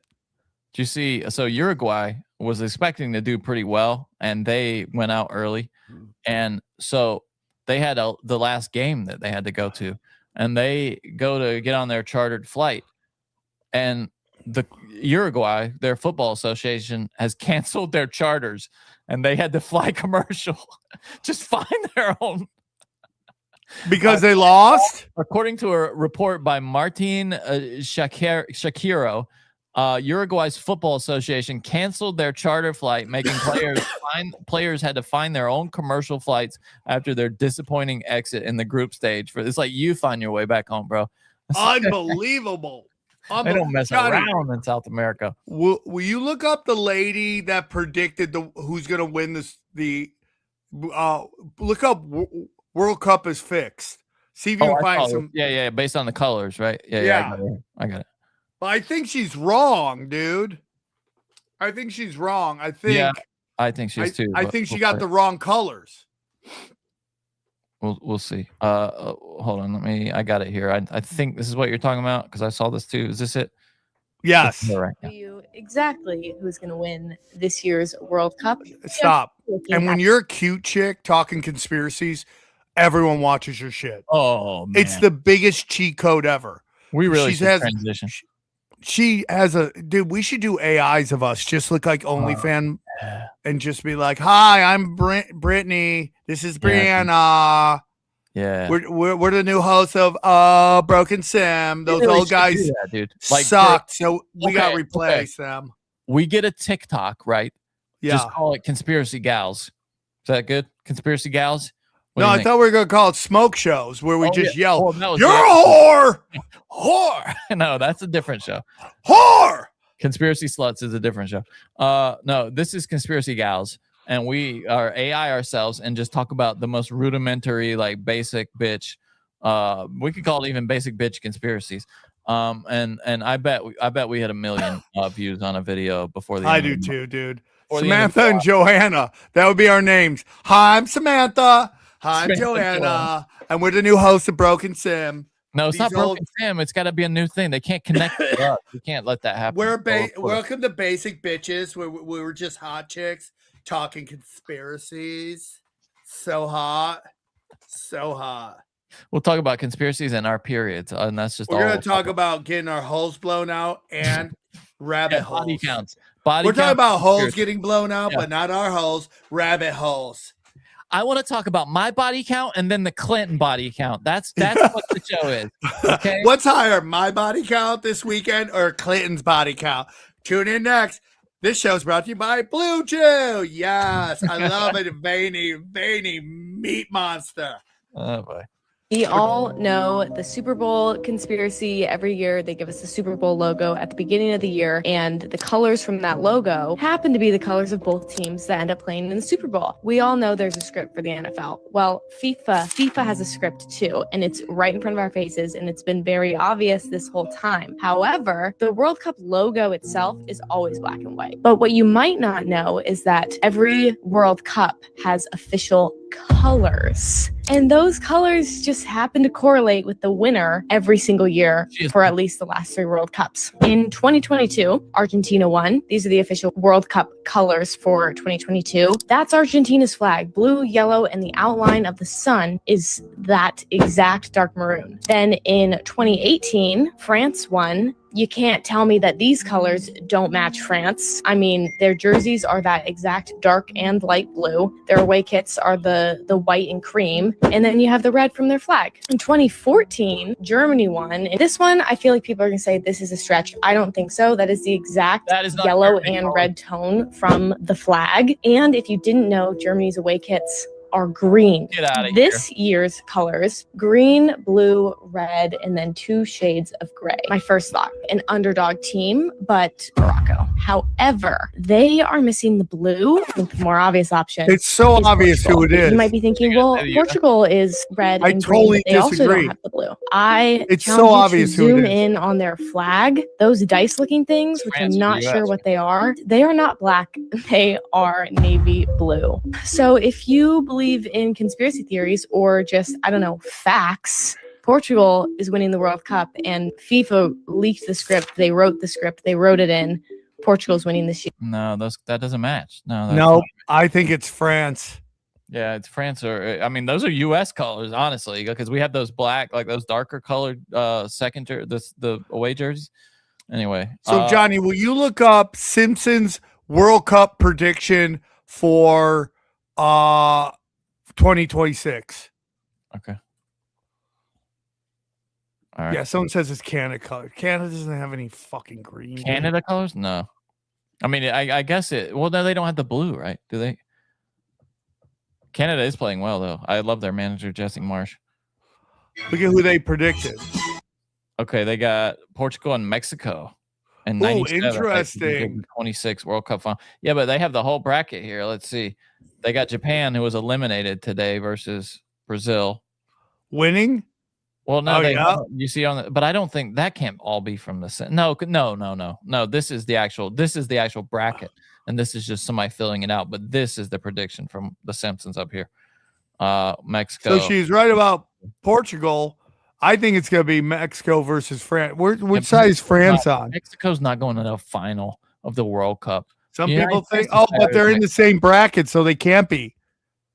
Which one's France? Where's fucking France? France is over here on the top left. Oh, interesting. Interesting. I will say, whoever did this, unless they did this they did it a day ago. Okay, because Paraguay won today. So unless did they know that? Okay, they're doing all right so far. Oh no, they got Japan wrong though. They're dead wrong about Japan over here. You're dead wrong about, but everyone thinks Portugal's going to win because they want to give Ronaldo a trophy They as haven't he looked goes good out. though, dude. They haven't looked good at all. Yeah, I'm with you, dude. Let me just rip through a couple of things here. Did you see that TMZ got from Nancy Guthrie's someone with connection somehow to Nancy Guthrie's supposed kidnapper or whatever sent them a ransom thing for information? Have you seen this? This is from a couple of days ago, but it's really creepy, dude. And I don't know how legit it is, but this is Harvey Levin here. Friday, June 26th, and we have received another email from the man who says he knows who Nancy Guthrie's kidnappers are and can lead the FBI to those kidnappers for 1 Bitcoin. So One Bitcoin. Right. Cough it up. That he has clearly been cough it up, following what bitch. we've been saying, questioning the FBI telling us that the person who wrote this might be a female.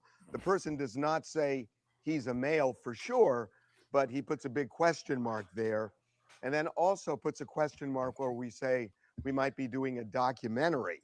So he says in this email that he is not, as he puts it, I am not the idiot who recently called in a tip about her burial site in Mexico.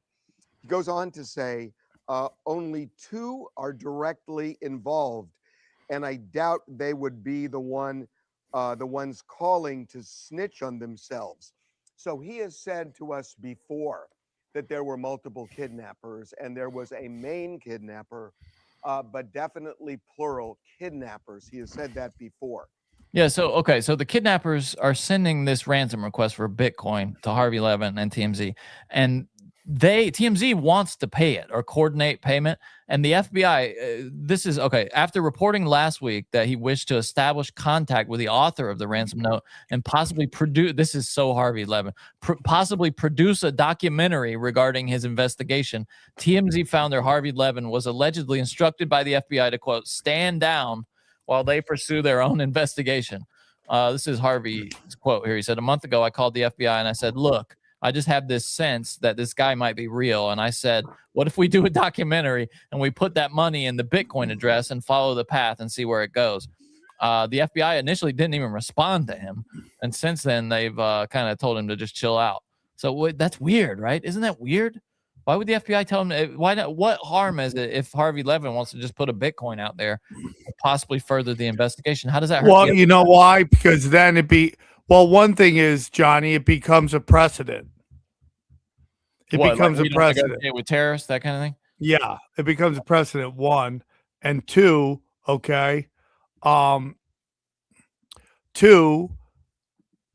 It's that. What if there's something darker going on? Oh yeah, right? You could be funding something. I got you. Yeah, What if there's something darker going on, Johnny? And what the fuck is this, dude? Where the fuck is this? What is this live or what? I can't find it on my fucking feed. What are you talking about, Sam? I can't find our feed of. Oh, here it is. You're losing your mind, boy. No. What if there's more dark shit involved? Meaning, let's say everyone thinks the Clintons are involved. Some people think the daughter's involved. I'm not saying any of that's true, but what if that leads to darker shit? You mean they're trying to go farther down the rabbit hole, the FBI is, or they're protecting it? Protecting it. Yeah. Yeah. Could be. Yeah. Okay. Yeah. I buy that. Sure. We've been following the decline of Frankie Valli, and we added to the list last week Rod Stewart, who seems to also owe the devil. You can add Mike Love of the Beach Boys now to the people who just are barely there on stage.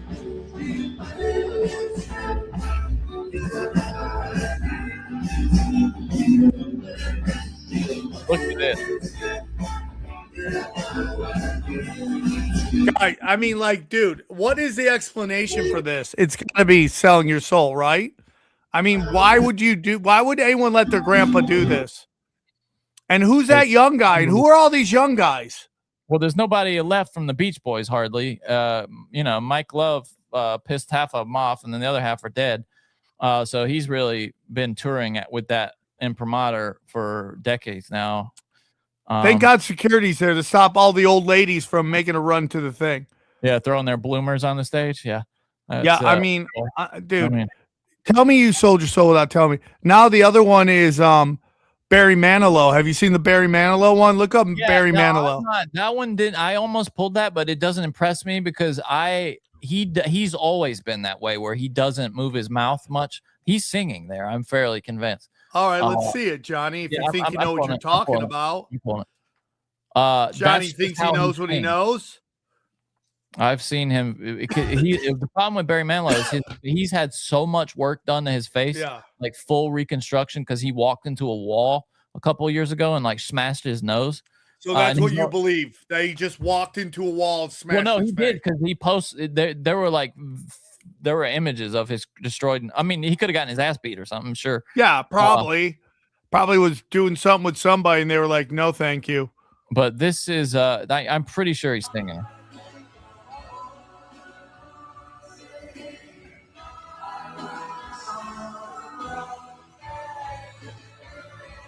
I don't know, dude. That looks like some animatronic shit.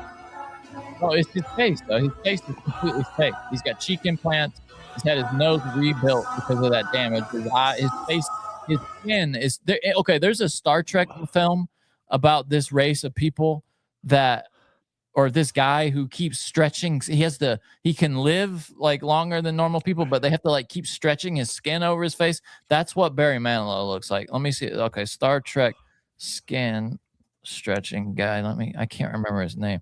Yeah, this guy right here. They keep pulling. This is what Barry Manilow is going to look like in maybe a decade, if he's still going out on Netherlands stage. Went home. Do you see this guy? They just keep stretching his skin until it's just completely shredded. Ugh. That's going to be Barry Manilow in a couple years. But yeah, Barry Manilow's always just kind of been like. I write the songs. I write the songs. I will say, the young girl cry. Has a talent for a melody, Barry Manilow. Super gay, but super gay. Come on now. We're talking super gay. Women in the 70s really didn't think he was gay. They thought he was like a straight heartthrob type. Barry Manilow, isn't that crazy? I know my favorite part was like Barry Manilow gets so much puss, bro. He just bangs puss. Him, dude. God help you if you're a lady in your room with him and Paul George, Boy George. Johnny, you're not old enough to remember, but dude, there was a real debate, like a fist fight debate on whether Paul George pound puss or not. Boy George. People were like, no, yeah, Boy George, Paul George too, Boy George, yeah, dude. Now we talked a couple of months ago. We talked a couple of months ago about this mushroom in China that they'd found that does nothing but makes people see little fellas, little trolls. Isn't that all shrooms? No. And they're now studying this. It's in China and a couple of other places, other cultures that aren't connected to China, and they have the exact same experience. You eat it, it kicks in. Listen to the timeline. It kicks in 12 to 24 hours after you eat it. Oh, God. And it lasts for days. And all it is in 3D vivid reality, you see little people in your environment interacting with your environment and teasing you occasionally, like being kind of mischievous and annoying. But nothing else, none of the like heightened sensory perception, no, heightened colors or taste, no nausea, no weirdness, nothing, no sweating, just little people enter your reality. And they're studying it now to try to identify the compound. How long till we can get this here? Let's go, bro. Oh, you can get it now. It's not illegal, if I'm not mistaken. It is called L. asiatica is the name of it. It's a type of bolete mushroom. It's native to the pine forest of southwestern China and the northern Philippines, where it's harvested and sold in local markets as and used in culinary cuisine. I'll show you this guy talking about it briefly here. It's the damnedest thing, though, dude. That because it obviously triggers something in the brain. They call it the Lilliputian mushroom, because of Lilliput, the from Gulliver's Travels. It triggers something in the brain that specifically causes you to see little fellas everywhere. This is one of the researchers who's studying it. Johnny, would you like to do it on a show? Dude, schizomaxing. I've been talking with people who, for the past 4 years, I've been studying this new type of hallucinogenic mushroom. In talking with people who have experienced this effect firsthand, they've described the effects as first seeing several hundred, if not thousands, of little people embedded in their environment. They're often reported as interacting with the real world, jumping on chairs and tables. One person told me as they were eating soup, the little people were jumping off their spoon into the bowl of soup, swimming around, and as they scooped their spoon to eat them, the little people remained in their mouth. 90% of people actually see little elves or 90%. clowns or other fairy lands. God, I want to do this so badly, dude. The depiction of this effect through Gulliver's Travels, where he lands on an island called Lilliput, which is, of course, the namesake. Reports of this actually first comes from the early missionaries embarking into Papua New Guinea. Decades later, in the 1990s, reports of a very similar sort of mushroom began emerging in southern China. Not until recently, in the past summer, did it come to my attention that a remote culture in the northern Philippines had been also reporting this sort of Lilliputian hallucination from a locally collected wild mushroom. I actually ventured there last summer to John, can you stop it? And found out that for a second. Yeah, I yeah. mean, this guy is not excited about what he's reporting on. I would be going He's a nerd, nuts. dude. He's a scientist. Dude, I mean, bring back the Muppet guy. Oh, there's little people. Oh, everywhere. yeah. You should do research papers, Little too. people everywhere. 100%. Golly. We see little people that jump in your mouth, they twist your nipples. Some will work your balls. It's pretty cool. It lasts, Yeah. Now, we'll say it lasts as much as 2 to 3, even 4 days, some people 4 say. days. actually the exact same species that was previously known only from China. So the fact now that we have 3 independent cultures reporting the Way exact too serious, same dude. phenomenon, and in 2 of them we've been able to verify it's the exact same species. Dude, this is gives the us very energy high you keep confidence when you're that there talking is about some flock cameras. Not when you're talking about eating something and seeing little Bobby Lees running around everywhere. Yeah, this is like something from Axios. right? Yeah, and are they Asian tiny people? Like if I'm in Asia and I'm eating mushrooms, am I seeing Asian tiny people? Question. It is fascinating though, right? That these are independent cultures. One of them was like an isolated culture that has no connection. So you can't say it's like, oh, because you know how they say like, well, you see God because that's your religious frame of reference. Everybody sees elves when they take this, no matter their culture. That's weird, dude. That's really weird. So they're studying it, they're digging into it, and I think we should somebody should maybe we get XG to do this. We buy some of this stuff and get XG to do it. Now I did read because I wanted to do exactly what we just talked about, get somebody to try it.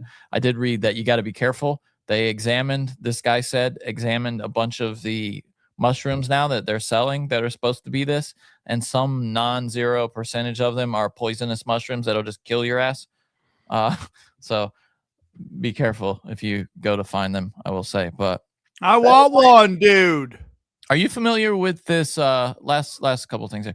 Are you familiar with this woman whose name, she's an Ottawa police detective, Helen Gruce, and she there's been a cover-up around her. This is from a couple of weeks ago. She was at the center of that high-profile disciplinary case where, because she was asking questions about I'm trying to think about how to say this, babies who had problems maybe living after certain injections happened to them. Yeah, I like that, Johnny. I like that. I like how you said that. So look, of all the people, this is a real surprise to me. John Cusack, who's got some of the dumbest politics on record in all time. Yeah, supporting this lady. So check this out. Hey, Helen. I know. Don't you clear your voice? If you're John Cusack, a famous actor, don't you clear your voice before you start recording? Do you just have phlegm sitting right on your vocal cords? Or maybe do you hit cancel and start over instead of letting us hear your disgusting phlegm get Who caught? am I to judge John Cusack outside of Helen? Hey, Helen? You're an Ottawa police detective, and I know you're racing. He said you're an Ottawa police detective. Thank you for telling me what I am. You're an Ottawa police detective, and I know you're racing concerned about Does he have lung cancer or something? Why? I don't know, dude. Why is he whispering? COVID-19. I gotta protect my voice. I'm doing high fidelity on Broadway tonight, so I got a Gross Point Blank. We're doing a Gross Point Blank reunion tonight. I gotta protect my voice. Vaccine-related incidents. Yeah. And yeah, presented real evidence to your superiors, and you got shut down. And you chose to keep going and to ask questions. And that took a lot of courage. And I know you're facing some heat because of that. There's a pretty good doctor. This is so weird. I'll put the DMs for you open so you can get it. And it's the best work I know on the subject. I salute you for your courage. God bless you. Respect. I love it. I guess he's just like Canadian Jesus or something, you know. So if you get tapped at John Cusack, like you've done well in Canada, that's like the Medal of Honor for Canadians. If John Cusack makes a little Twitter video about you, it's a big deal, Johnny. So strange, dude. Big deal. What is? I don't know why he's whispering. Yeah, it's really weird, right? Hey, you know, I don't want my Uber driver to hear me espouse any kind of, anti for jerk. Yeah, so my Uber driver is a pretty big, but he's wearing a mask right now, so he can't talk that loud. But I just want to say, man, good job. And I'm gonna send you a couple dick pics in your DM, and you tell everyone you got John Cusack's dick pics. It's important. I also want to send you this study about sunscreen. It sounds like Kermit the Frog. This guy I know, he talks like a Muppet, and it's the funniest thing ever. He's the best I've seen on the subject. This is weird, dude. So these people, it's probably fake, but they're out on horseback in the desert in Mount Shasta in California, and they come across these solar powered speakers that are just projecting some kind of bizarre vocalization. Some people say it's to kind of put animals in fear and get rid of them, but you wouldn't need so many of it. It's really bizarre. Listen to this now. Noah seems unfazed by it. But then look, over here. They're in the middle of nowhere.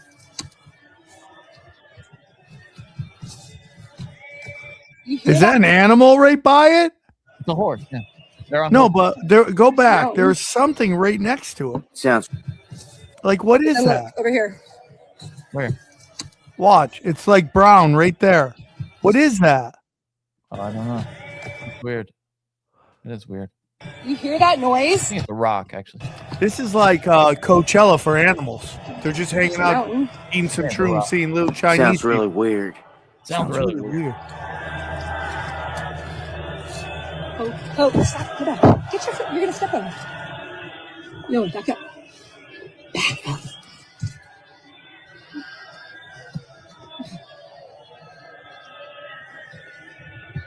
What a creepy sound that is. Yeah, and why are you hanging out there, dude? If I was going to do Yeah, that. someone says it's a dog. Why is your dog chilling? Oh, it could be. Yeah, well, maybe you're out hiking with it or, ride horseback, doing a little trail riding. Okay, I just want to see if there's any solar-powered speaker. I want to see if anybody's followed up on it. Okay, this is Vice reporting on it now about 12 hours ago. A woman found nearly 200 screaming speakers on Mount Shasta, and nobody knows why. All right. Screaming? It's more like just chanting. It's like, oh. Remember that song that was a hit in the night? Is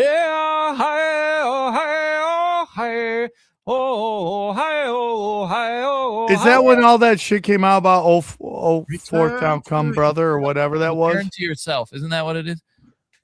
Hiya. Return to innocence. Yeah, that was. Remember that? Like, yeah, it's this crazy voice. Hold on. This will probably get us taken down, but I just want to. You'll remember this song. I'll just play the beginning of it.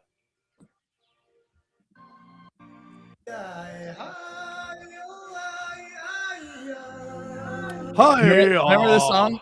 That's what it sounds like. Hi-ya-ya.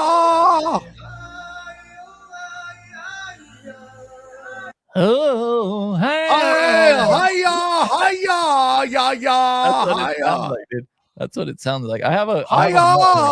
It says Lady Bear. What is a lady? What does that mean? Lady. It must be a.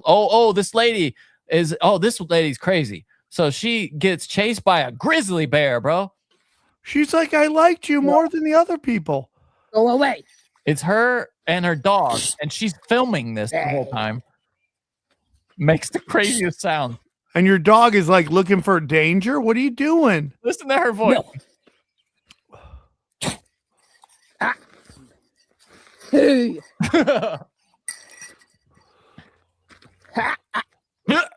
Hey. Dude, why would you ever go for a walk when there's bears around? And why wouldn't you bring a bear gun? Her voice. Hey. No. Hey. Hey. Dude, you are crazy, lady. I mean, what else are you going to do? He wants to eat that dog. Now pet that dog. Not. No. Hey. Hey. Stop it. Go away. Go. And no one hears her? Bad bear. Hey. Bad. Bad. Hey. Hey, dude, you do better than I would, dude. I'd be freaking the fuck out right now. Crazy, dude. Go. And she's keeping it in frame. She did really well. She's doing a lot, but dude, that's when you run when he's behind the fucking fence. Stop it. Go, lady. Stop sitting around. Grab your dog and fucking run. She is. Not. Listen. Hey. Not. No. She makes listen to her voice. Go away. Listen. Hey. Hiya! Sounds like Steven Seagal doing his karate bullshit. No. What's up? What's up? Hey. Hiya! What?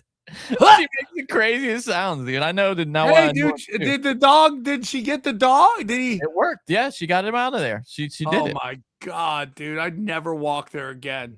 Okay, so last week we missed some super chats. So let me see if I can go back to Johnny, read the damn super chats. But I'm gonna we're just gonna do an hour and a half. Then we're at 2 hours. Yeah. Okay, let me go to last week's episode and get the super chats from that because we did miss your super chats last week, and we apologize. I yelled at Johnny so hard. I'm like, listen, Johnny, get your head out of your ass. He was like, Johnny, if you want to, you're gonna be fired if you don't stop. Johnny, get some super chats.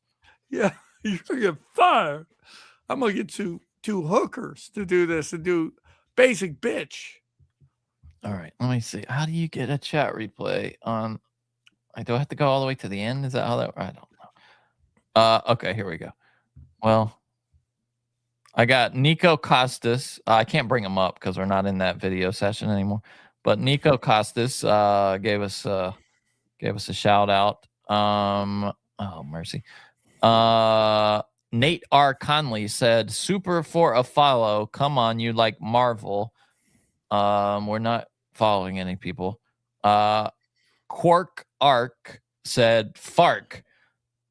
Singing Samity Sam is next level, son. They like your singing, I think is what that means." I'm glad somebody does, except for that one chick who hates everything I do. Johnny is the only reason I watch this show. Jeez. You suck, Sam. You should stop saying that, lady, because he'll just quit the show if you keep saying I it. will. Let me find her name because I talked Dave about Sarah. We know Dave Sarah. He said, "I'm not going to be a pain, but please tell the Chad in the bushes story." Hello, Chad. I don't know Chad in the bushes. Dave Sarah sometimes goes out on some weird shit. He could now.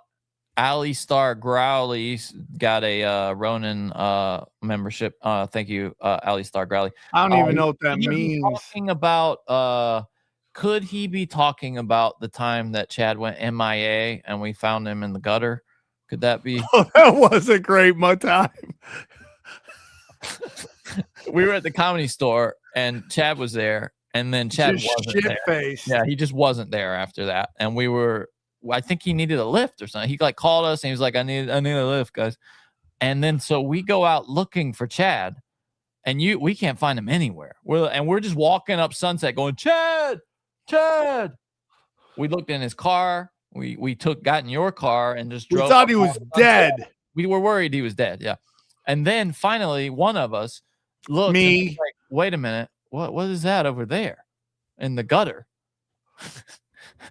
And then he's just laying on his back, asleep in the gutter, literally in the gutter. Yeah, Johnny, I am the king of finding my friends drunk in the bushes. I've done it with multiple people. Racheler8753 is the one who hates me, loves you, Johnny. She just wants to do you do a solo podcast where she can finger blast herself to it. Dylan D. Bernard last week said, "Jay Nice, aka Johnny Woodard, please let me accept your seat." Johnny, somebody wants to have your kid? Yeah, it's a guy though. Johnny, get him pregnant. Patty McFatty Comedy with $19.99, and just a shout out. Shout out. Sativa Spiral said ravioli and gas station pills, aka the Tripoli diet. What else do we have here? Sativa Spiral again with a shout out. Shout out. We did Patty McFatty. He was up Patty there for McFatty, a while. dude.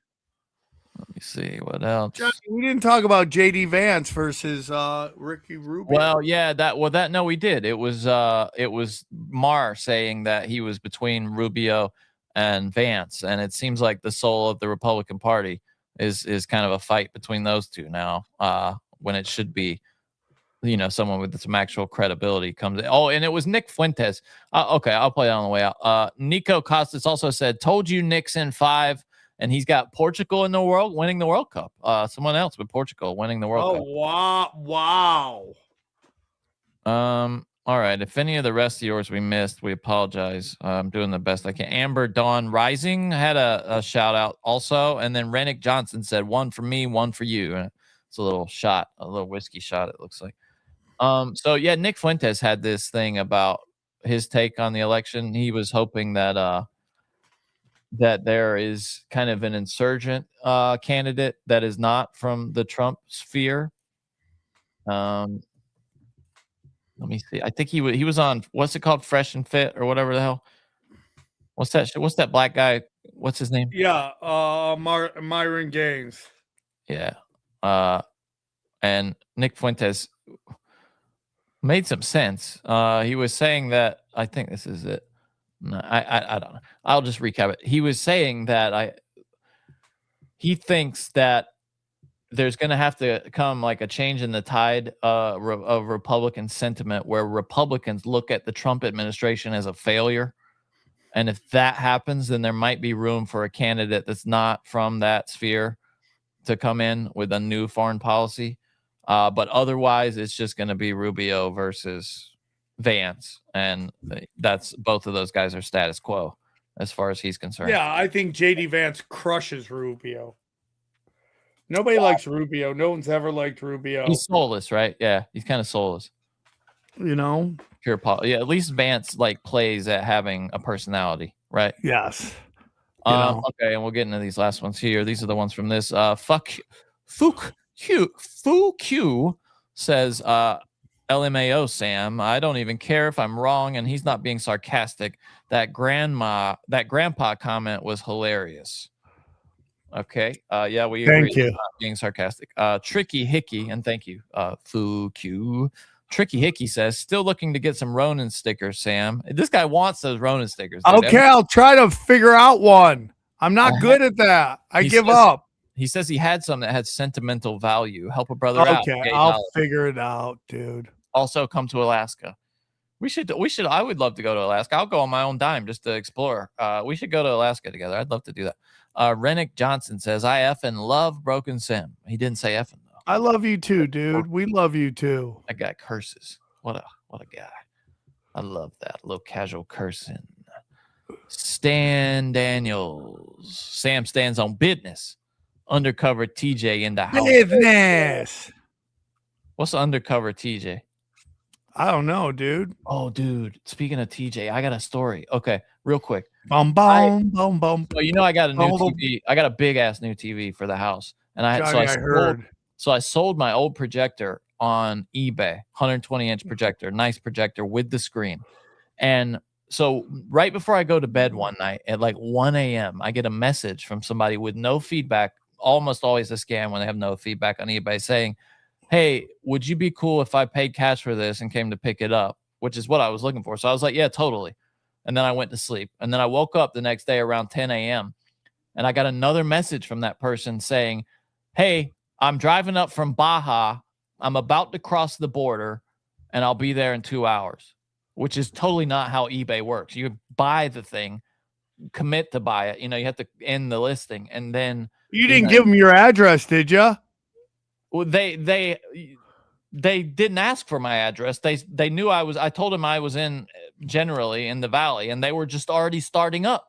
So I'm thinking they're like, you're gonna die. I already told them they were paying cash, and I'm thinking like, okay, is it gonna be counterfeit? So at first I'm like, okay, will you be cool meeting at the police station to do the swap? And they were like, yeah, that's fine, whatever. And I'm like, okay, well, it wouldn't be a scam if they're cool meeting at the police station. And then I think it's going to be such a bitch to take this giant projector screen to the police station. So then I just gave up and gave them my address. Oh, Johnny, you're going to die. But I'm freaking out. Like I tell my girl, like, hey, go upstairs. And if it looks bad, call the cops. Lock the door. They roll up in the front of the house. It's 3 girls, a 22-year-old Mexican girl, her mother, and her grandma.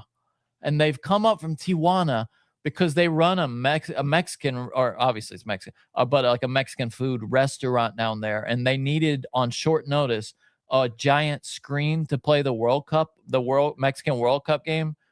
That's like the next day on. And they just needed one like stat. So they drove up from Mexico, from Tijuana, to pick up my projector. And I'm like, oh, this is great. I help them there. I can make out some Spanish phrases. Johnny, did you ask them if the donkey show is real? Well, the girl is the only one that speaks English. Lovely girl, like really cute and sweet. And she comes out just like a Mexican girl with a power drill. And me and her are just taking it apart with the power tools. Totally handy.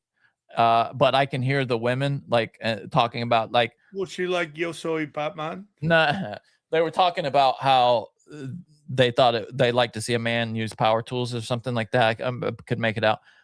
Anyway, so I helped them get it, and they take it down there, and then the girl shows me their Instagram, and so I can follow them. And she's like, "You got to come down.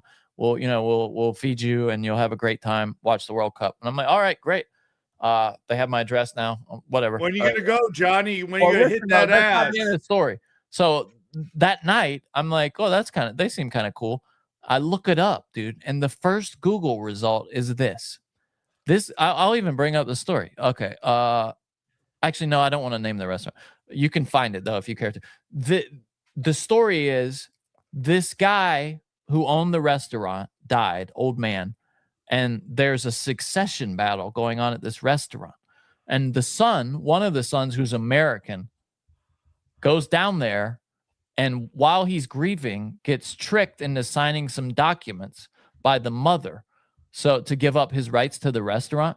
And so he's fighting this, and he says the next time he's down there, masked men come and bag his ass and put him in handcuffs and force him to give up the business, and then ends up getting him involuntarily committed so that he's just in this like kind of dodgy mental asylum because he was fighting it. And he has to call like Amnesty International or something. This is in the newspaper to get, Oh my God. and the American consulate has to come bust him out of this illegal confinement that he's in by his, sounds like his mom or something. And now he's fighting it from America, trying to get the restaurant back. But these are like, they're like juiced. These, you know what I mean? They're like bagging people and handcuffing them. And they know where I live now. And I've talked about it on the podcast. So that was probably stupid. Fine people, though. They seem really sweet, but just don't try to take their restaurant from them. Okay. Black Blue Studio says, your mom reads super chats. Fun hanging out tonight. Your mom reads super chats, bro. What is that? Your mom reads super chats, bro. Tricky Hickey says he'll show us around Alaska. Let's go, bro. I'll do that. TJ equals tunnel. TFH 1000 was the best. That's from Stan Daniels. And then we already did this one. And then Sativa Spiral says Sam Ravioli from Tripoli, shooting river of potato water flowing like the Ganges River. That was beautiful. Wow. Oh, thank you, dude. I was affected by that. I really was. JD Vance, speed round. JD Vance was praising Richard Nixon. There's a guy that's eating people. Did you see this? No. He works at, hospital. Oh, worker. yeah, I saw that, dude. Yeah, he's a hospital worker, and he's allegedly been stealing remains in Budapest, Hungary. And a hospital employee was accused of stealing human remains from his workplace and abandoned cemeteries, then preparing and eating them as meals. According to a release from Hungarian police, the 30-year-old man was arrested on suspicion of illegal use of a human body. During the search, investigators found a prepared human face, facial skin, and bones stored in a suitcase, complete with a lower leg, a brain, hands, head, skulls, and heart in a jar. So yeah, speed round, guys eating people, dead people. Unbelievable, dude. All right, Johnny, I gotta go. Okay, this is your moment of zen. So do you know what tannerite is, Sam? Have you ever heard of tannerite? No. It's a kind of a mild explosive that target shooters use to have what would you say, like an indication that they've hit the target. You know what I mean? It reacts. It's reactive. It explodes a little if you use a little bit of it. But people like to pack a ton of it into targets, and sometimes they use metal targets or metal containers filled with tannerite. And this woman right here, this is like as close as you can come with death and not die. Look at this, dude. Watch this video. This guy's shooting this tannerite filled container of some kind, a target, and watch what happens.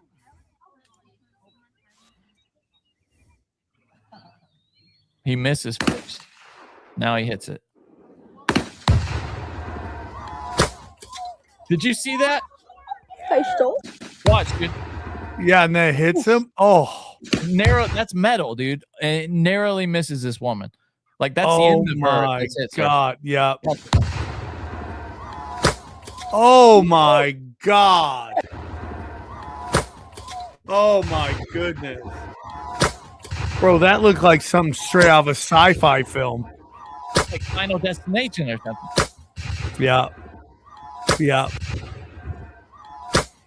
That's why, dude. You hear about shrapnel and in the like in combat. That's what you're talking about right there, dude. You never know when metal and explosives react. It's dangerous. Anyway, I think we're winding down. I gotta go, Johnny. Did you see Dustin Poirier in the? Dude. This is crazy. In the airport. It's gonna be bad, Martin. Yes. It's gonna be bad, They take him off a plane because he's being rowdy, I guess. And this is what happened. Whoa. Let's go, big dog. Let's go, big dog. What's going on? That's the Let's Go Big Dog is Poirier, and he's talking to the cops body cam. What's up? Bunch of hoes. Let's go. Let's go. Relax. No, they lying. Yeah, pull me off the plane. All my boys went to the crib. Now what the And this is why he got All right. You Dustin Poirier? Man, you, bro. All right, just relax. Man, you and her. This guy's got tremendous respect for him, by the way. You can Well, tell. because he knows this guy can fight. Yes, of course he does. If this was anybody else, he would not be talking to him this way. I'll fight you right now. No, I don't want to fight, bro. Yeah, he's taking his backpack off. That's like when you saw that guy This is stretching where it outside gets the bad. comedy club. You remember that story you told about the guy that wanted to fight you, and you come out of the comedy club and he's stretching. This is the exact same kind of thing. Go with you right now. Bro, I don't want to fight, bro. I don't want to Let's fight. go. I don't want to fight. Let's go. Radio, have you? Yeah, step tell up. him. Tell him, come on. Get a couple of Because it's going to be bad. Bro, just It's step going to be up. bad, my nigga. Oh, bro. I love that, dude. It's gonna be bad, Bro, man. relax. You want to fight? It's gonna be bad, my dude. Radio, start severing. Now the cop you can see in the video has got his hand Pulls on out the his taser. taser. Yep. You start severing. How you No, boys not going to fight something? Radio Bro. 37 Sam. He's showing him great bro, restraint. relax, bro. You gonna Relax, relax, You bro. going to taste me, dog? Relax, Bro, I'm going to bang you up. bro. Relax. I'm going to do it. And you know you're in trouble when the cop's scared. Yes. All the chicks are running. It's a They big keep him fella. on. Like, this guy's a UFC fighter. You know. What's going on, brother? Talk to me. The beach is lying hoes, man. He said they're lion hoes. Is that what he said? The flight attendant. Arrest me. Let's go. Let's go. And now Dustin Poirier is holding his arm out just to arrest me. Let's go. He's giving up. Arrest me. That's the best way, dog. That's the best way. That's the best Yeah, way. but it's very funny. Pound it. Yeah, it's weird. Pound right? it, dude. Well, it's funny because when the big black guy comes up, his attitude changes. I love Dustin. This reminds me of when I was working at a strip bar. Did I tell you this story? I'm doing security. I don't know why they got me doing security. I'm skinny as shit back then. And me and this guy named T was a mountain of a black man. Okay. Like NFL giant black guy. So we're letting people in. It's like a Friday or Saturday night. It's pumping. These three Mexicans come up. They're like, fuck you, white boy. Fuck you, white boy. I'm like, okay, cool, man. Just chill. He's like, fuck you, white boy. I'm like, dog, just go inside, have a good time. Fuck you, white boy. I go, dude, you're going to get in trouble, man. I'm the nice guy here. I'm just trying to make $1, dude. Fuck you, white boy. And then they go, hey, dude, you're going to fuck around. You're going to have to deal with these motherfuckers. And they look over and they see fucking T and they're like, fuck you, white boy. They knew they were about to get their asses beat by a fucking giant black guy. That's crazy. And they calmed the fuck down. But it's like that. I mean, and no disrespect to Dustin Poirier. Hey, dog. It's like, I know they always say pro athletes go through 2 deaths, right? Yeah. They go through their pro death and then their actual death. So I understand it ain't easy because you got to find new shit to do. And like, where does that skill set, where do you go? I mean, and the thing that sucks, and we'll see if Dana White shows him kindness. Yeah. Because Dana White, regardless of what some people might say about this dude, he seems to be really good at like, hey, dude, they say stupid shit. I'm not going to kick them out. Right? Yeah. That Hoka guy, I mean, he hasn't kicked him out. So we'll see we'll see if this costs Dustin, because he's speaking like he's doing panel at this shit. You know? Yeah, it's weird. That happened to me in college, by the way. My friend was a Fuck you, quarterback. homie. My friend was a quarterback on the football team, but not a big guy. He was like 6'2", white guy, but thin. And he was a freshman. I was a sophomore that year, and we are on the bus alone, and these guys get on that want to fight us, like a bunch of them though, like 4 guys, and it's just the 2 of us. And thank God, dude, right as it was about to like be a problem, the next stop, the whole offensive line of the football team gets on. It's just all black dudes, and it just ends so fast. Like, it was the best. It was like out of a movie, dude. We're sitting there and then we're like, guys, we don't want any problem. And they're like, you're gonna have problems. And then the biggest, blackest guys you've ever seen come on the bus, and is like, From your school? yeah, and he's the quarterback. You know, they're like his boys. And Shit. yeah, and I'll never forget. The guy goes, "We got a problem here," and the guys were like, "No, man, no." And they just got off the bus, and it was over, dude. It was over that fast. It was. I love that, dude. You, man. Clutch, bro. Clutch. Clutch. All right, dude. I gotta go. All right, man. What's the word? Black lineman. No, the word is it's gonna be bad, my no. Yeah. I know it's gonna be bad, my no. I want to say Johnny so badly, but you'll get in trouble. It's gonna be bad, my no. Are you gonna say it in your comedy special? That's the question. Everybody. Well, I'm gonna tell you what I'm gonna do. I'm gonna put out. There's gonna be I had to get it down to like 30 minutes, 34 minutes. How long was the tape? Like the full run? 40 minutes. So I've talked to Gas Additional. They're gonna let me put out the whole version, and I'm just gonna put it on my website because there's a lot of people working on a lot of shit right now, and I don't want to. Yeah, dude. There's a lot of shit, but after we get off, I gotta tell you something. Hey guys, we love you. Good night. Bye. Bye. Young